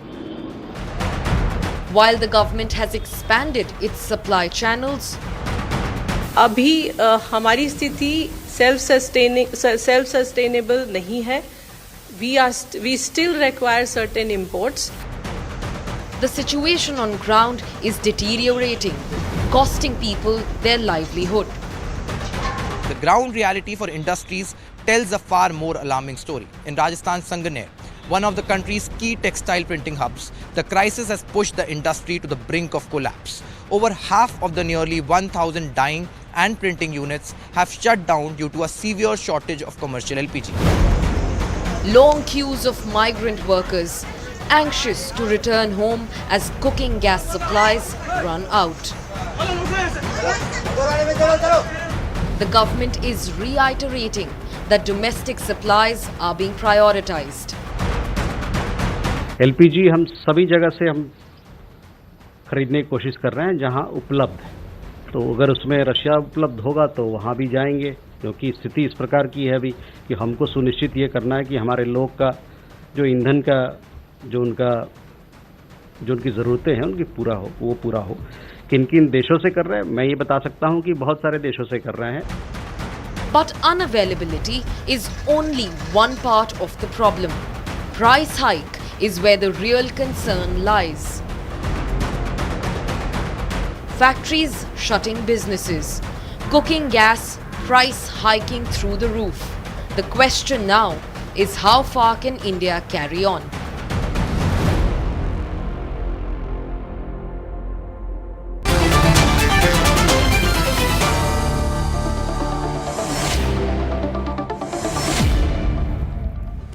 Shahzai Almi, today the government press briefing said that situation chintajanak hai. Is it a bit too late?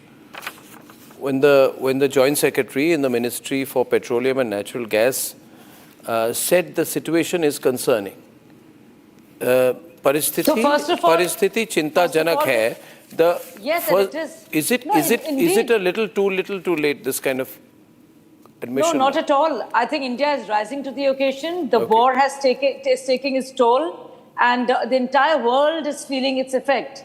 So Indian government is on top of it. It is seized of the matter, which is why a lot of steps have been taken, and which remains, whether it's the key announcements of incentives for PNG expansion, whether it's, But why was PNG PNG expansion not done earlier? No, see, a lot of things are unprecedented, and there's always been a push for that. But the fact of the matter is, nobody could see this coming. And despite that, thanks to the way Indian government has conducted itself and kept its relations, that we have got safe passage for our LPG containers and big vessels. Yeah, but let's not keep counting the victories that we have. The questions will, so that we are better prepared for a situation in the future. Agree with you. In the future. With you, Arnab, but I just want to tell you why that do we have LPG weeks, storage only for 20 days? My question being here, PK Basu, that we have had dependence on the Strait of Hormuz and on countries from the Middle East for LPG, and we could have anticipated a worst case situation when things escalate and if there is a chokehold situation and we do not have enough supplies beyond a couple of weeks, right? That can run out pretty fast. So for a country of 1.4 billion people, should we have had a plan B? PK? Well, you can always talk about a plan B, but the simple fact is that this is a global crisis. We are we are perhaps doing a lot better than almost any other country. If you look at the fact that we have got several ships through the Straits of Hormuz, we are talking to the Russians, we are getting oil and gas from the Americans, we are getting, we are doing ties with the Chinese at the same time. So our diplomacy is doing its job, but it is a global crisis that affects everybody. You have a situation where 20 to 25% of world supplies of natural gas are severely impacted by what is happening in the war. And, you can anticipate things, but, you store, if you've got 20 days worth of supply, that's a very substantial amount of supply. Storage costs are enormous. If you want to have larger reserves of stored facilities, then there are substantial costs involved in that. And during good times, we have diversified PK. Could we have diversified our sources? I'm only talking about LPG. Could we have diversified our sources of LPG, not just from Qatar, UAE, Saudi Arabia, Kuwait? Could we have diversified this? Yes, we could have. Why have we not done it? Why have we not done it? Simple. The largest alternative these days is the United States. It's very distant. Okay. It is much easier to get it from West Asia, which is geographically much more proximate to us. The alternative would have been Russia.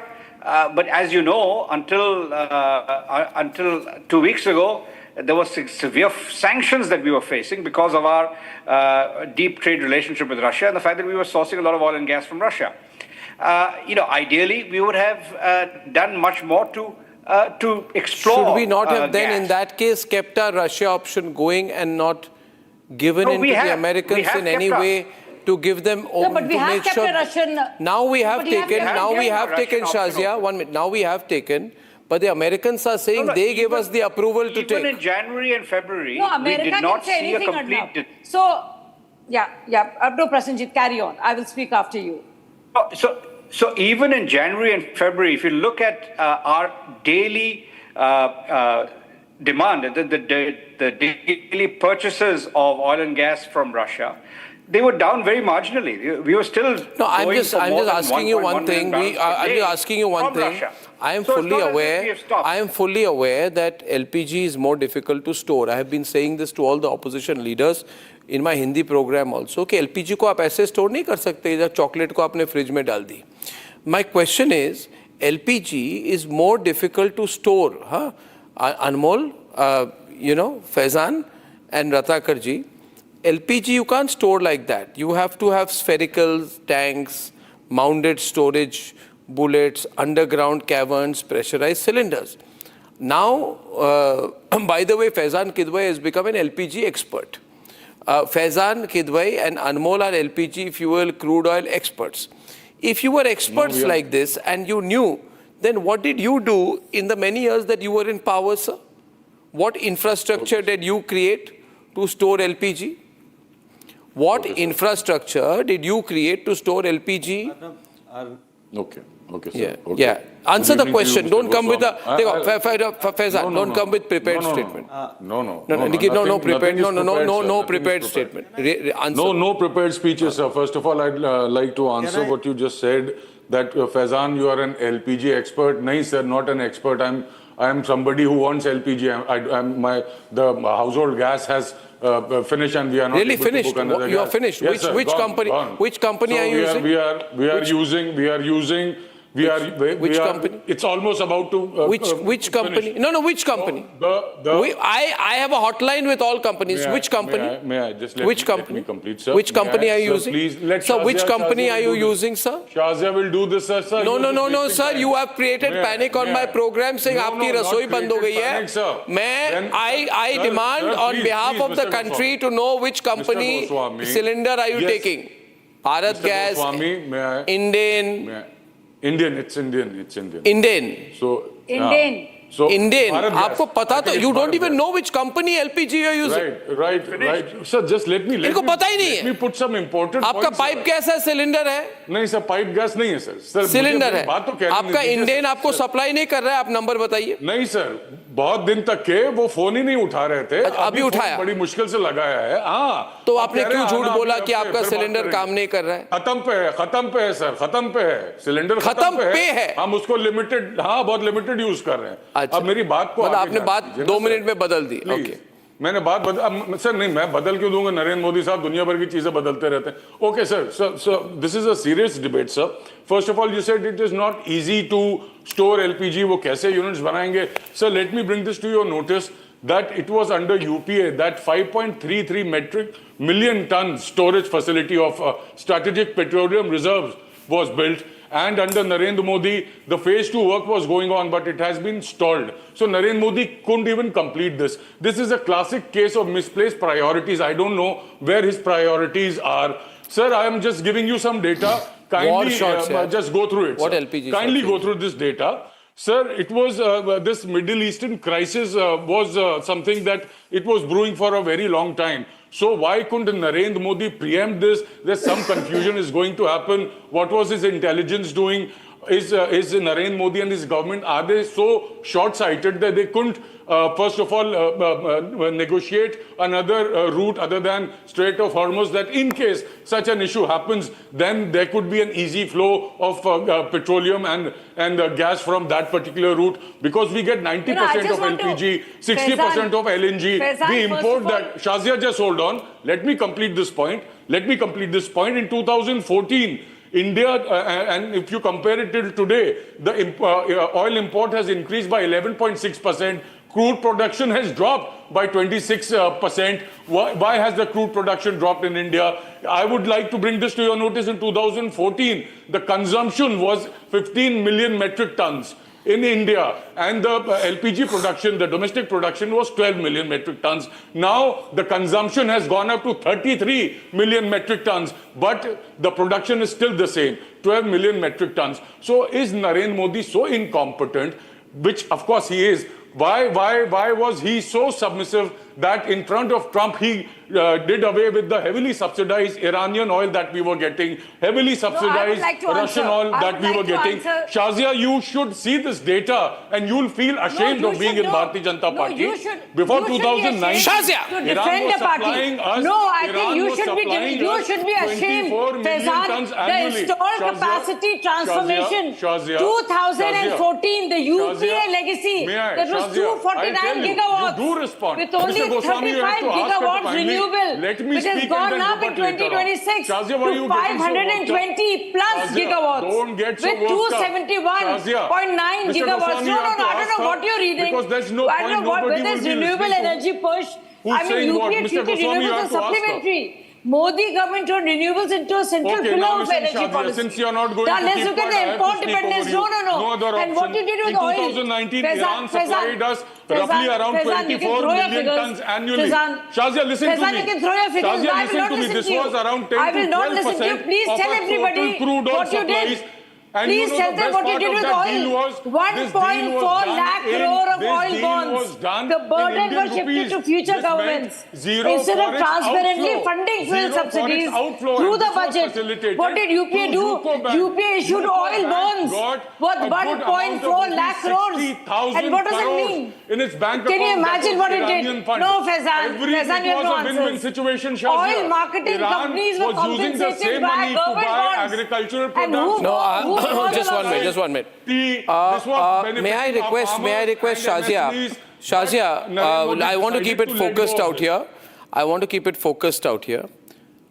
I don't mind the question. I just believe once the question is asked, it must be answered. And what is the question? Just one. Don't keep repeating. You asked a good question. Now you could have ended 5 minutes back. The question being, Jyotsna, that if the capacity, I don't know whether figures are verified, but his claim is that our requirement of LPG has gone up manyfold, but we have not concurrently kept up with domestic production, right? There must be some reason for it, right? This increase in domestic production could have been done and anticipated by non-BJP governments also. I don't know whether it's an infrastructure cost, geological requirement, some technical reason. Do we not have enough bottling plants? Can we not have enough stockpiling?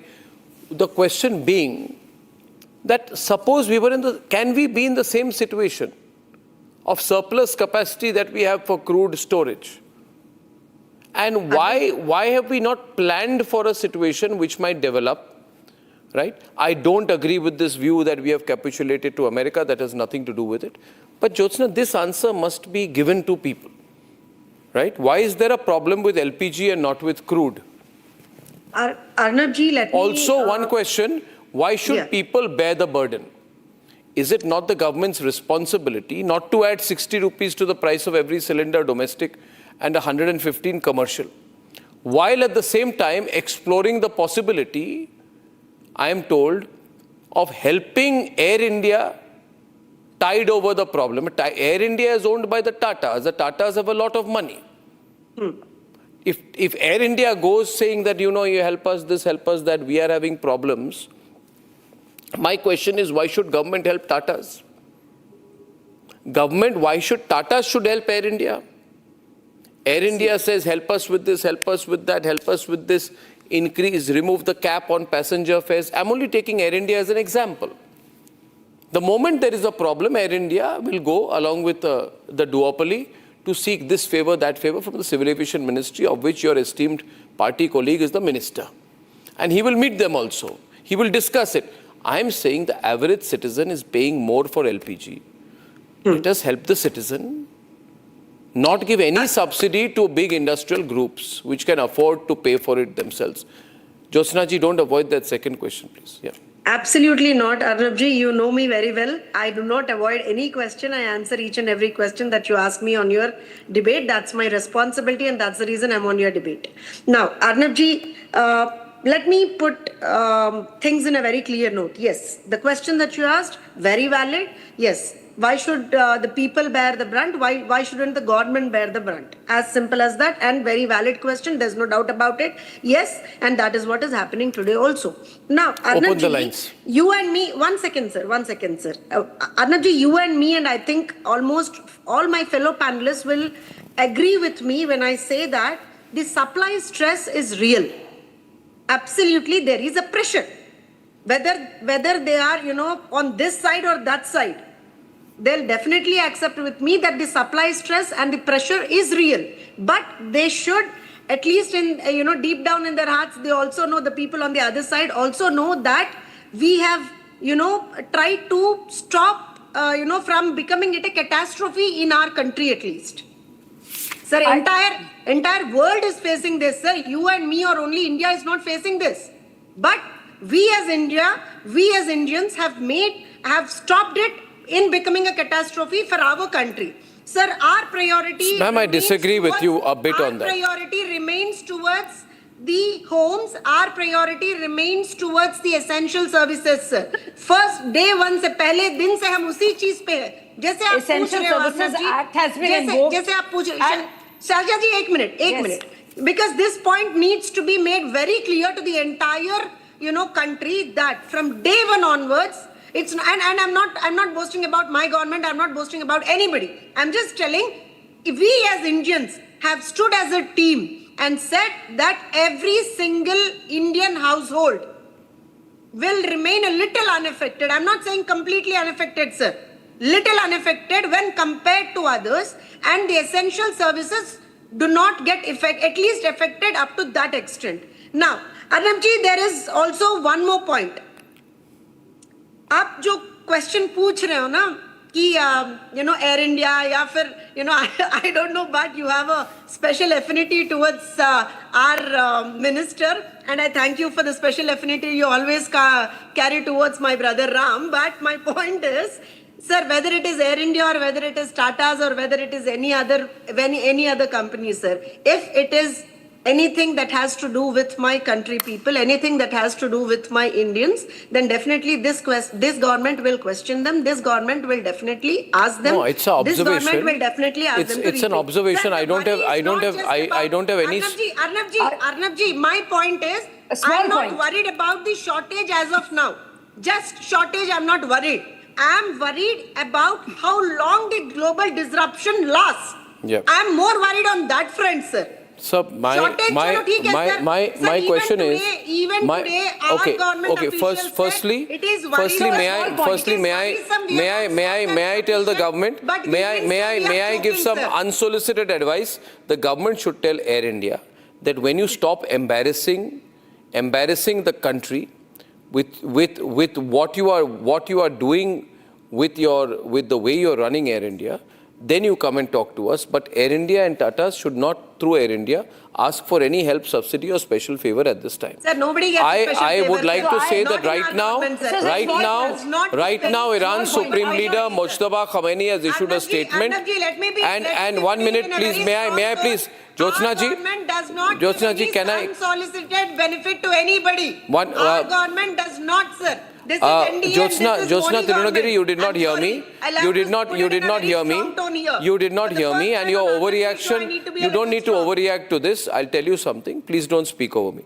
I said it is wrong for any private company, especially a company as large as the Tata Group, to allow one of its subsidiary companies called Air India to go with any one or two other companies at a time of a slight difficulty each time, either during and past or post Operation Sindoor, or now, to go with a long list of immediate help that they need. I want to tell the civil aviation sector they are nothing special. First, the government has to help farmers and households and ordinary people, and then Air India. And why Air India? Did anybody force Tatas to buy Air India? Now you bought Air India. Every time there's a geopolitical issue, you go asking with your list of demands, requests / favors that you seek from the government.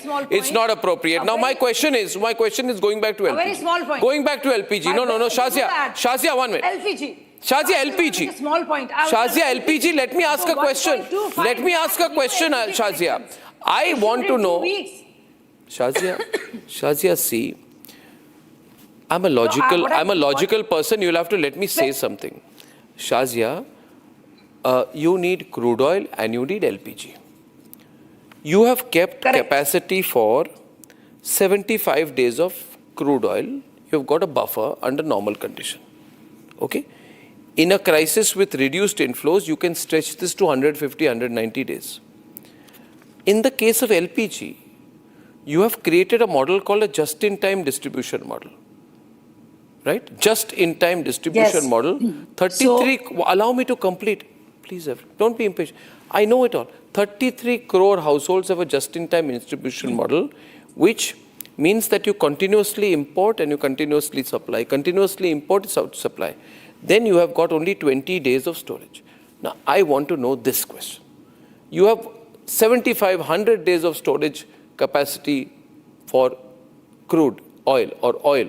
But why only 20 days for LPG? We can go to the moon. Why we can go to the moon today? We can land on the moon. Everybody on.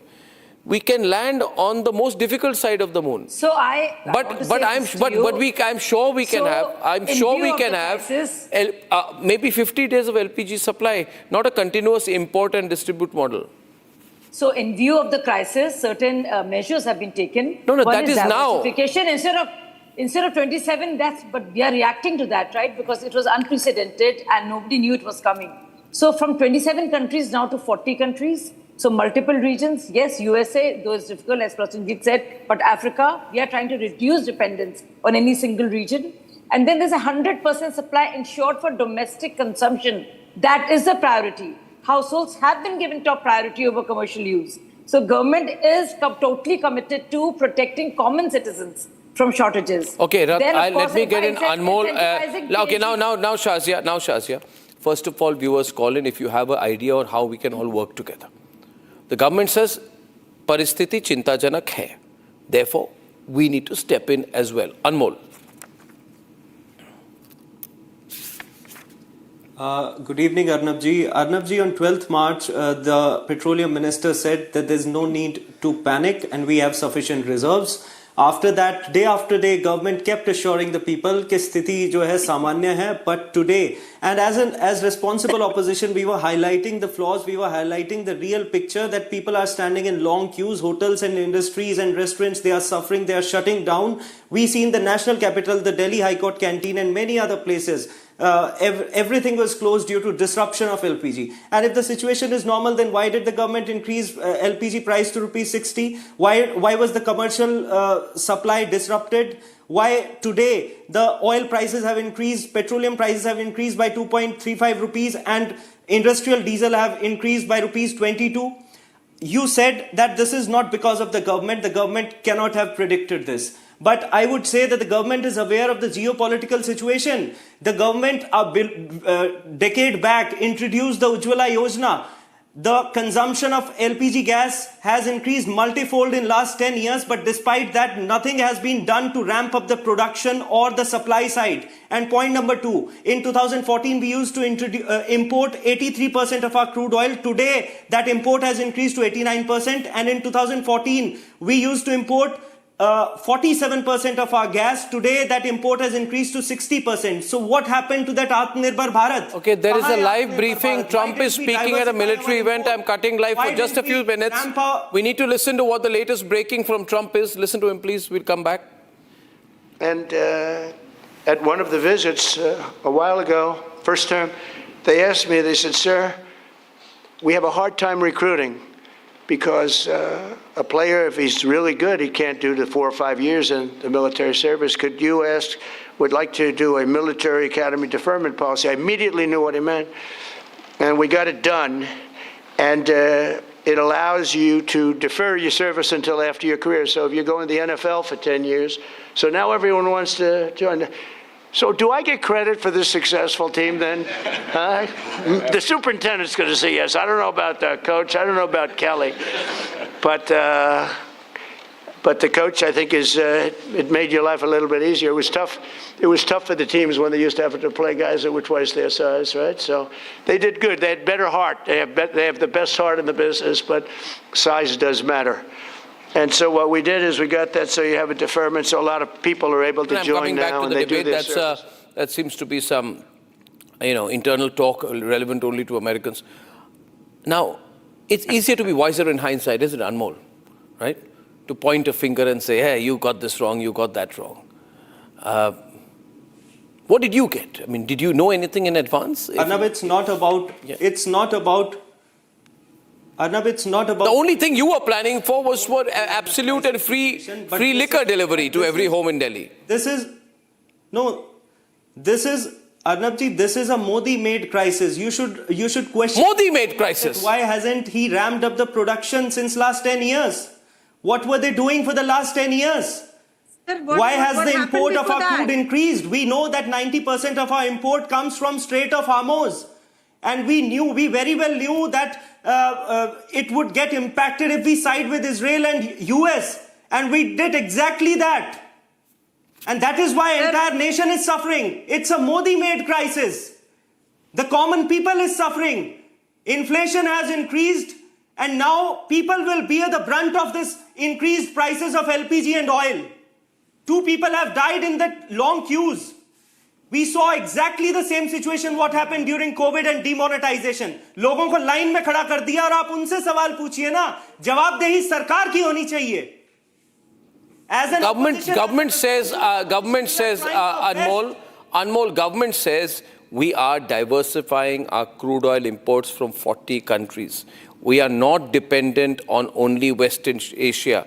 Now, what more do you want? Instead of being just a resident critic, do you have anything specific to say? Then say it. If you don't have anything specific to say, just don't keep pointing the finger and saying everything's wrong.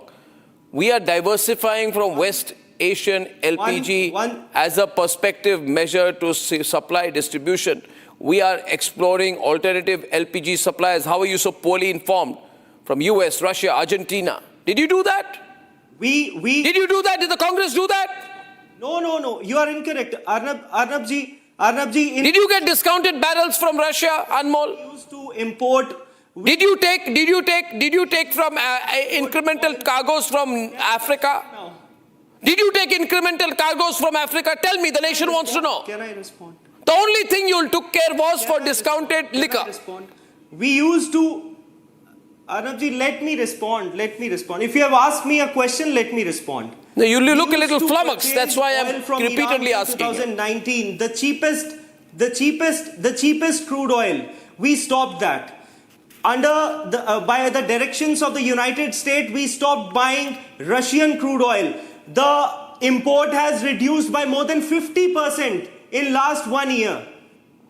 We are buying expensive oil from the US. We have not diversified. This is only because of this crisis we have started purchasing oil. But what were we doing in the last 10 years? Why weren't we prepared? Why weren't we prepared? We were totally prepared. We were way more prepared than most other countries. The simple fact is that we have the most diversified sources. Why is the government increasing LPG price? The simple fact is that why is the government increasing oil price? Why are you disrupting commercial supply? Have you noticed that the world crude oil price has gone from $72 to $120 a barrel? So if the world price goes up, are we going to stand? Are we going to be the only country that does not increase prices? Of course, prices are going to increase when the world's prices have gone up. It's a globally traded commodity. Oil is a globally traded commodity. We do not have our own oil sources. The simple fact is that, unless we keep digging and digging and hope that we'll find some, there is no other alternative. So what this government has done to prepare us is, over the years, to diversify away from fossil fuels to renewables. PK, just for a more informed debate, I think calls are open. Can anyone tell me if calls are open? I've not been. No, the calls have to be put in, hot-routed through, and the calls are coming right now. They need to be routed through. Can someone in the desk do that? Yeah, my question is, please. Let's look at the facts out here. Ratnakar Tripathi, you seem a little bored with this discussion. Maybe you're not interested. Maybe you're not finding anything political in this. Maybe you're not. Maybe you're not informed. Maybe you think this is a very informed discussion.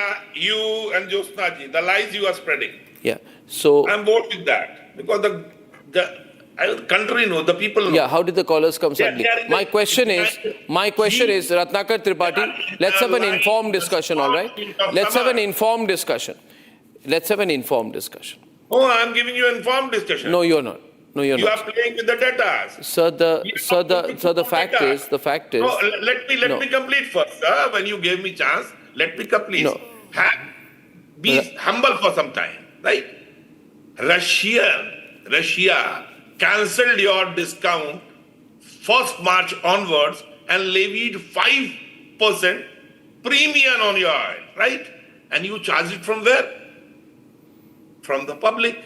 You raised 60 rupees domestic and 115 rupees commercial. Why did you do that? Okay. I'll tell you something. Now you ask me a question. Since you have asked me, I need to reply to you. Thank you. Ladies and gentlemen, I'll explain to you what is happening. Why are you buying? The question is, why are you buying LPG from West Asia? Because of something called geography, which unfortunately you don't know enough about. We can get LPG from US, Russia, Argentina, Africa, many places. But the thing is, these suppliers can only supply incremental volumes. Why? You can take LPG from America. Anyway, Rahul Gandhi, your leader, loves America. He keeps going there and saying that, you must interfere in India. But the fact is, America has a large export capacity. Russia can offer discounted barrels. Atlantic basin suppliers like Argentina and Africa can provide incremental LPG and all. But there is something called a significant logistical hurdle. Don't spread lies. Russia said all of lies. us. I just said that Middle East is closer to India than America, and he says I'm spreading lies. Jyotsna, I give up. I just said that Middle East, Gulf is closer to India than the Atlantic. Is that a lie? Is that a lie? Public sun rahi hai. Arnabji, they are just trying to spread panic. Yeah. They are just trying to spread panic. We are trying to actually stabilize the things. Anmol! Panic नहीं spread करना sir. Anmol! वो गलत है. On the right, Anmol. Maybe ऐसा situation है तो you should at least maintain some, 1.65 lakh crores in last 3 years. Shasha. Russia was giving us oil at a discounted So I want rate to, of $13 per barrel, and Anmol, now, my dear friend, Anmol, when you should after read. the directions You of the should read US, and we agreed understand to what's buy oil happening. from Russia, First of all, they are no, asking there us is premium of global $4 to supply, $5 per there barrel. is high import Who's at loss? dependency. We are at and loss. The increased The cost people of for this the country OMCs. are at loss. Please understand You are this. at loss. That's why And this oil you know price something, is high Ujjwala today. beneficiaries. And we are not discussing that. You can't keep screaming. I can't scream as loud as you. We are not discussing that. No, I had a rosa today. I can't scream.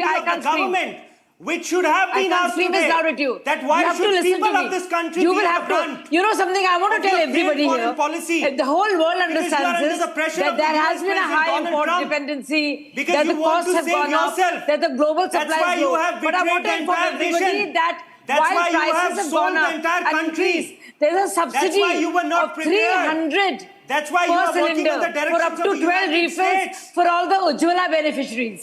Just want to tell everybody this. And there are local variations, prices But vary what have you done to ramp up the production? because of Can local you VAT answer and that? freight charges. What have you done So to it ramp was- up the production in the last 10 years? Have you done the anything on that front? The demand has happened to gone the up supply thanks to the side? Ujjwala scheme. What happened to the What did strategic you do? reserves What did of you do? There's LPG? disruption in shipping lanes. You know what's happening in the Strait of Hormuz. You know there's a Are we reduced in the global government? supply. You Are know we the in import the government? dependency is not. We import Have 60% some shame of and the ask LPG. your Prime Minister to resign. Have some shame. Ask Have your some Prime shame. Sound Minister to intelligent resign and for a apologize to the change. nation. Shazia! Have some intelligence yourself or some shame. Either of those. Either some ask a shame, decent Shazia question ji, have some shame. or have some sense and understanding don't as to have what's going answers. on. You You don't know have there is an answers to any ongoing of my conflict in the questions. region. You Did don't we have say answers to it? any Did of we my say what questions. happened in Qatar? That's why you what are happened in Qatar? absolutely No, rattled I'm today. asking you. That's why you are rattled today. What does But Modi Shazia, government have to do with the LNG hub there are in good and Qatar? bad things. Ras- There are good and bad Ras things. Laffan facility, Shazia, supply and demand economics has to be understood here. First of all, I have Oma Shankar Yes. from Hyderabad, 2-3 callers lined up, and I'm going to take them live now. I want to say one thing to the government, to Shazia and everyone tonight, that the government increased LPG supply through the Pradhan Mantri Ujjwala Yojana scheme, PMUY. Okay.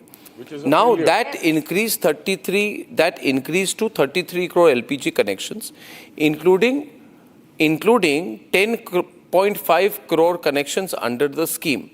Consumption therefore also went up from 2 crore tons to about 3 crore tons. Now, my only question to you is, Shazia, when consumption goes up by almost 1 lakh tons and households are a bulk of that demand, you must increase storage capacity in tandem with that. Yes. No, but Arnab, you you're did not do absolutely that. right. You did not do Yes. that. But you know, you have mentioned No, just you now should have that expanded, increasing- Shazia. increasing the And storage also capacity. they should have... Shazia, you should have increased long-term LPG storage capacity along with the Pradhan Mantri Ujjwala Yojana. You did not do that. Yes, the fact of the matter. Why didn't you do the that? easiest thing to do. You are saying yes, but why didn't you do that? Because they are incompetent. What I'm saying is, This is a classic case of misplaced priorities. Their priorities lie somewhere else. Nobody could imagine that there would be such a on global supply. Nobody knew that Ras Laffan facility would be bombed the way it was in Qatar. Nobody could imagine the supply disruptions. No, Who but could imagine? you can't keep saying Nobody could imagine these. You can't keep saying 60% nobody could of imagine. LPG is being You I need to ask okay? you a few questions. Faizan. Shazia, there are few questions. Just kindly answer them, not to me, but to the viewers. That the phase 2 work of building the facility for strategic petroleum reserves, why it has been stalled, why you people haven't completed it. Had you people given it priority, things would have been much better for us. Why an alternate route wasn't negotiated? Because for a very long time we knew that there is some disturbance in the Gulf countries and things can get escalated. Why you people then think about it? And as Mr. Goswami is also asking, why LPG production has not been ramped up? If you people are so incompetent, incapable of increasing the production, then storage facility should have been increased. Why there was no storage facility for LPG? I have already and earlier answered your that. government was constant. I have already Shazia, answered few that. more points. Shazia, So few I more want to tell points. you, Shazia, during large few more parts of points. the UPA, Just take this point also, I've been Shazia, listening along to you. with this. You did Now not Modi listen to me. government is First, your saying answer. they are planning to negotiate No, you should be ashamed with of yourself, USA, Faizan. Australia, 2009 Angola and to certain other countries 2014. for import of What did you LNG do and with the ammonia. global crude अब तक क्या prices, सो रहे थे which क्या? were not at यही peak? आपको अगर What चाहिए did you था, do? पहले क्यों What नहीं did कर you लिया? do? What Because did your the government problem do? with you Should we- no, people, I'm asking Shazia, you. is your priority is propaganda. burdened Your the priority consumers is with not the high citizens petrol of and diesel India. prices. You people You did not should pass on apologize benefits to the when citizens crude prices with have folded softened. hands. During In COVID, you fact, did the you same used thing. pricing. You kept There lying was to a the deficit. people. I mean, I आप don't know लोगों the ने details of it, but there was unplanned जो है, inefficiency and आप लोगों ने opacity lockdown लगा in the दिया. pricing mechanism. So There what was UPA mass did, everybody migration, knows. innocent And poor Okay, so- viewers, I'm taking quick callers. Uma Shankar from This is Hyderabad. election. Uma Shankar, please. We'll roll the calls very quickly. Uma Shankar from Hyderabad. Uma Shankar, what do you think of the present situation? Hello, Arnab. Very good evening. Big fan of your logical discussions and debates. Thank you for taking the call. Here's my view. Let's take for a minute that the government has done nothing to take over this crisis. Just as one of the panelists was saying, this is more like a Modi-made crisis. If that's the way they think, I think this is a golden opportunity for them to come up with some constructive ideas to help the nation know how to tide over this crisis, rather than become experts of Well said, Uma Shankar. Ratnakar Tripathi, respond. Yeah, Ratnakar. Ask Narendra Modi to leave. The opposition will take One at a time, audio control, proper windows. Yeah. Shankarji, ideas are not given on the television channel. Oh, ideas. Okay, Rajesh, anyway, the point is understood. Rajesh Mohan from Gurugram. Rajesh, hi. Jai Hind, Arnab, a big fan of yours. Thank you. And thanks for calling a spade a spade. Arnab, your tagline is fantastic time for Indians to come together. Yeah, absolutely. And my recommendation is that as Indians, we need to cut down on our cooking requirements by minimum 40%. Let's party less. Let's, if need be, eat less. Let's have less of celebrations. And let's not keep on blaming the government. Government is doing its best, whatever it can do. So you should start by talking less and reading. Faizan, you want to... Okay, put Faizan. This is my recommendation to you. Faizan, a caller is calling in, behave yourself. Shazia tells Faizan to behave himself. Shazia and Faizan. No, I find it... Shazia and Faizan. Look, Faizan, behave yourself. Please learn Shazia, to I don't need lessons from you, Shazia. Shazia, I don't need lessons from you, Shazia. Learn to the problem with you, Shazia, you are not answering my question. Answer the question, Shazia. Answer the question, why isn't the second phase of the facility completed? Why didn't you make arrangements to stock more LPG? Why is there shortage of LNG? Why didn't you negotiate routes other than the Strait of Hormuz? What is the problem with you? What exactly is the roadmap for Narendra Modi? Would he always be subservient to Trump? Shazia! Next caller! Is that your roadmap? Subsidized oil from Are you Russia working with Akhilesh Iran? Yadav to make some kind of storage containers lost your for mind? LPG? Raghunath from Tiruchirappalli. Just to please. Raghunath, are you there? Yeah, I am there, Arnab. Go ahead. What do you think, Raghunath? I want to make three simple points to the opposition, okay? Point number one is that I want to make, as these intelligent, idiotic fools of the opposition, if they predict that, everything will have a shortage and everything, if they are predicting so much, why don't these ruling governments of their opposition have not given their intent in prior expecting this war? Point number one. Point number two.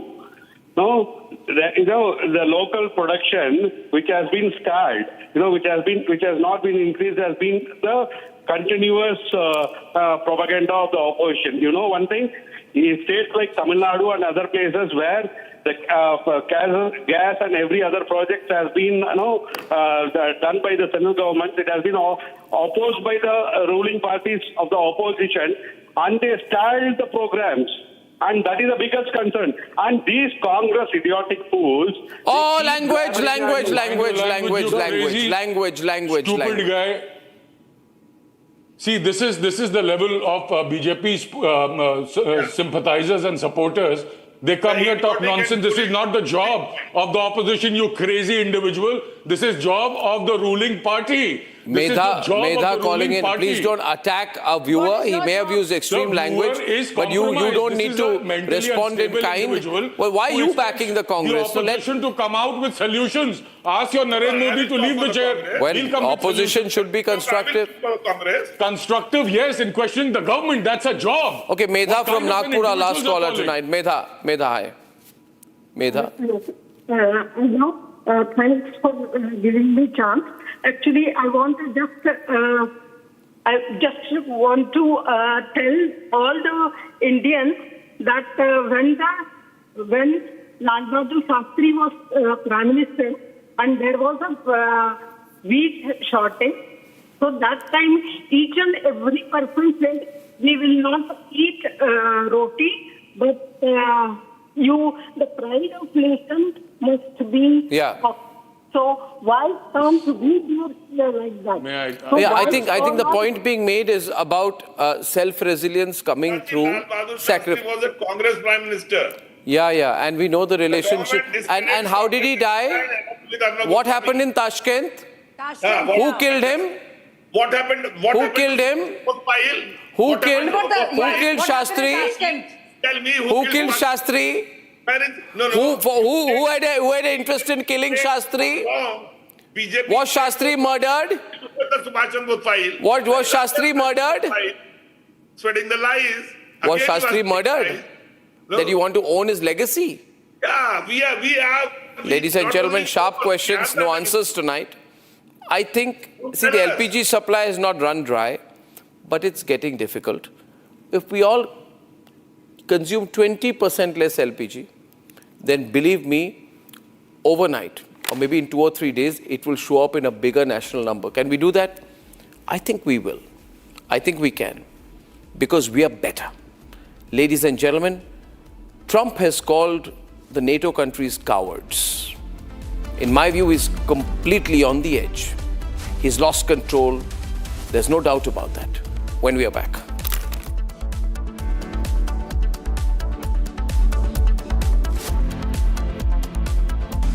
Time for a quick breather. Arnab will be right back with the debate.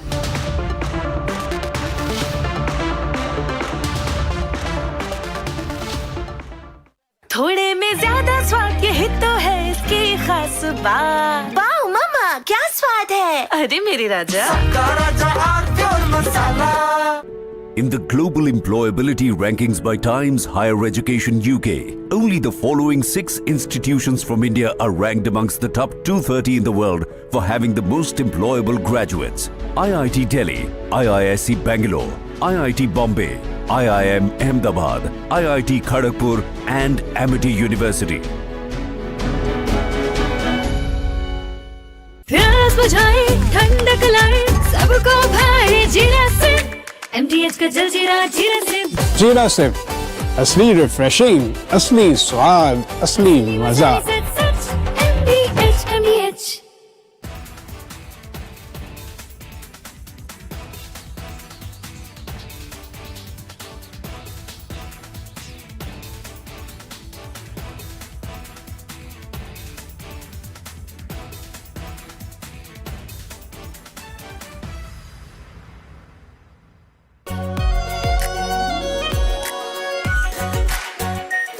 Our pure Shahi Paneer Masala.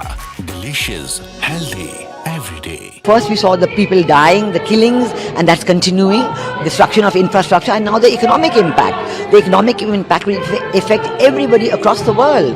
You know, the price of LNG, cooking gas has already gone up. So it is a very serious problem. We are all going to suffer. So we all have to work to make sure it ends soon. And I hope that, led by our Prime Minister, etc., we will work on that.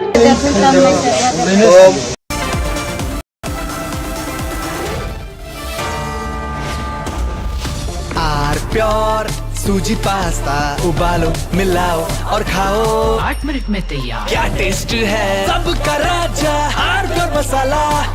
In the global employability rankings by Times Higher Education UK, only the following 6 institutions from India are ranked amongst the top 230 in the world for having the most employable graduates. IIT Delhi, IISc Bangalore, IIT Bombay, IIM Ahmedabad, IIT Kharagpur and Amity University.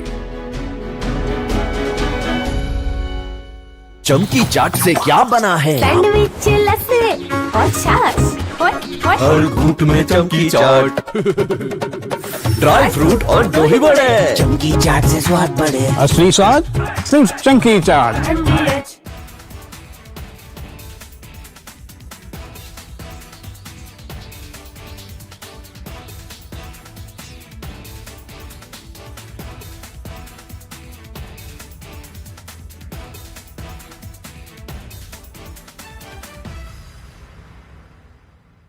थोड़े में ज्यादा स्वाद यही तो है इसकी खास बात। वाओ मामा क्या स्वाद है? अरे मेरे राजा। First we saw the people dying, the killings, and that's continuing, destruction of infrastructure, and now the economic impact. The economic impact will affect everybody across the world. You know, the price of LNG, cooking gas has already gone up. So it is a very serious problem. We are all going to suffer. So we all have to work to make sure it ends soon. And I hope that, led by our Prime Minister, we will work on that. ठीक है mandu भेज दे रहे हैं। ठीक है ना भेज रहे हैं मंडू। अरे आलू से नहीं होगा। हो गया।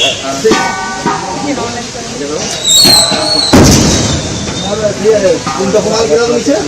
अब फिर गाड़ी में पूर्ण वाला। दादा बोलते का गाड़ी मारता है।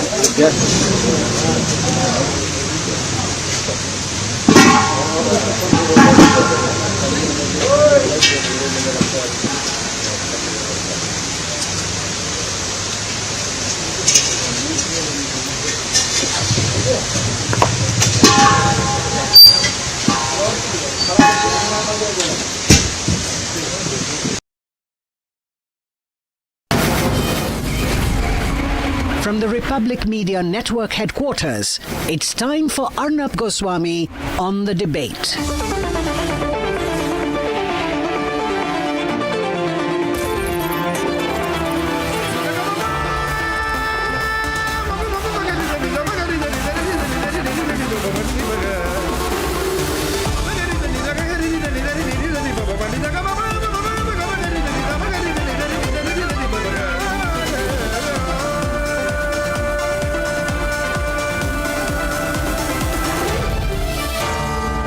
Arnab Goswami on The Debate. Ladies and gentlemen, Donald Trump declared victory about 3 weeks back. He said we won the war. And it's been 3 weeks after that. Every day he comes and says we won the war. His tone has changed. He's no longer sounding as confident. And now he's gone down to straightforward abuse.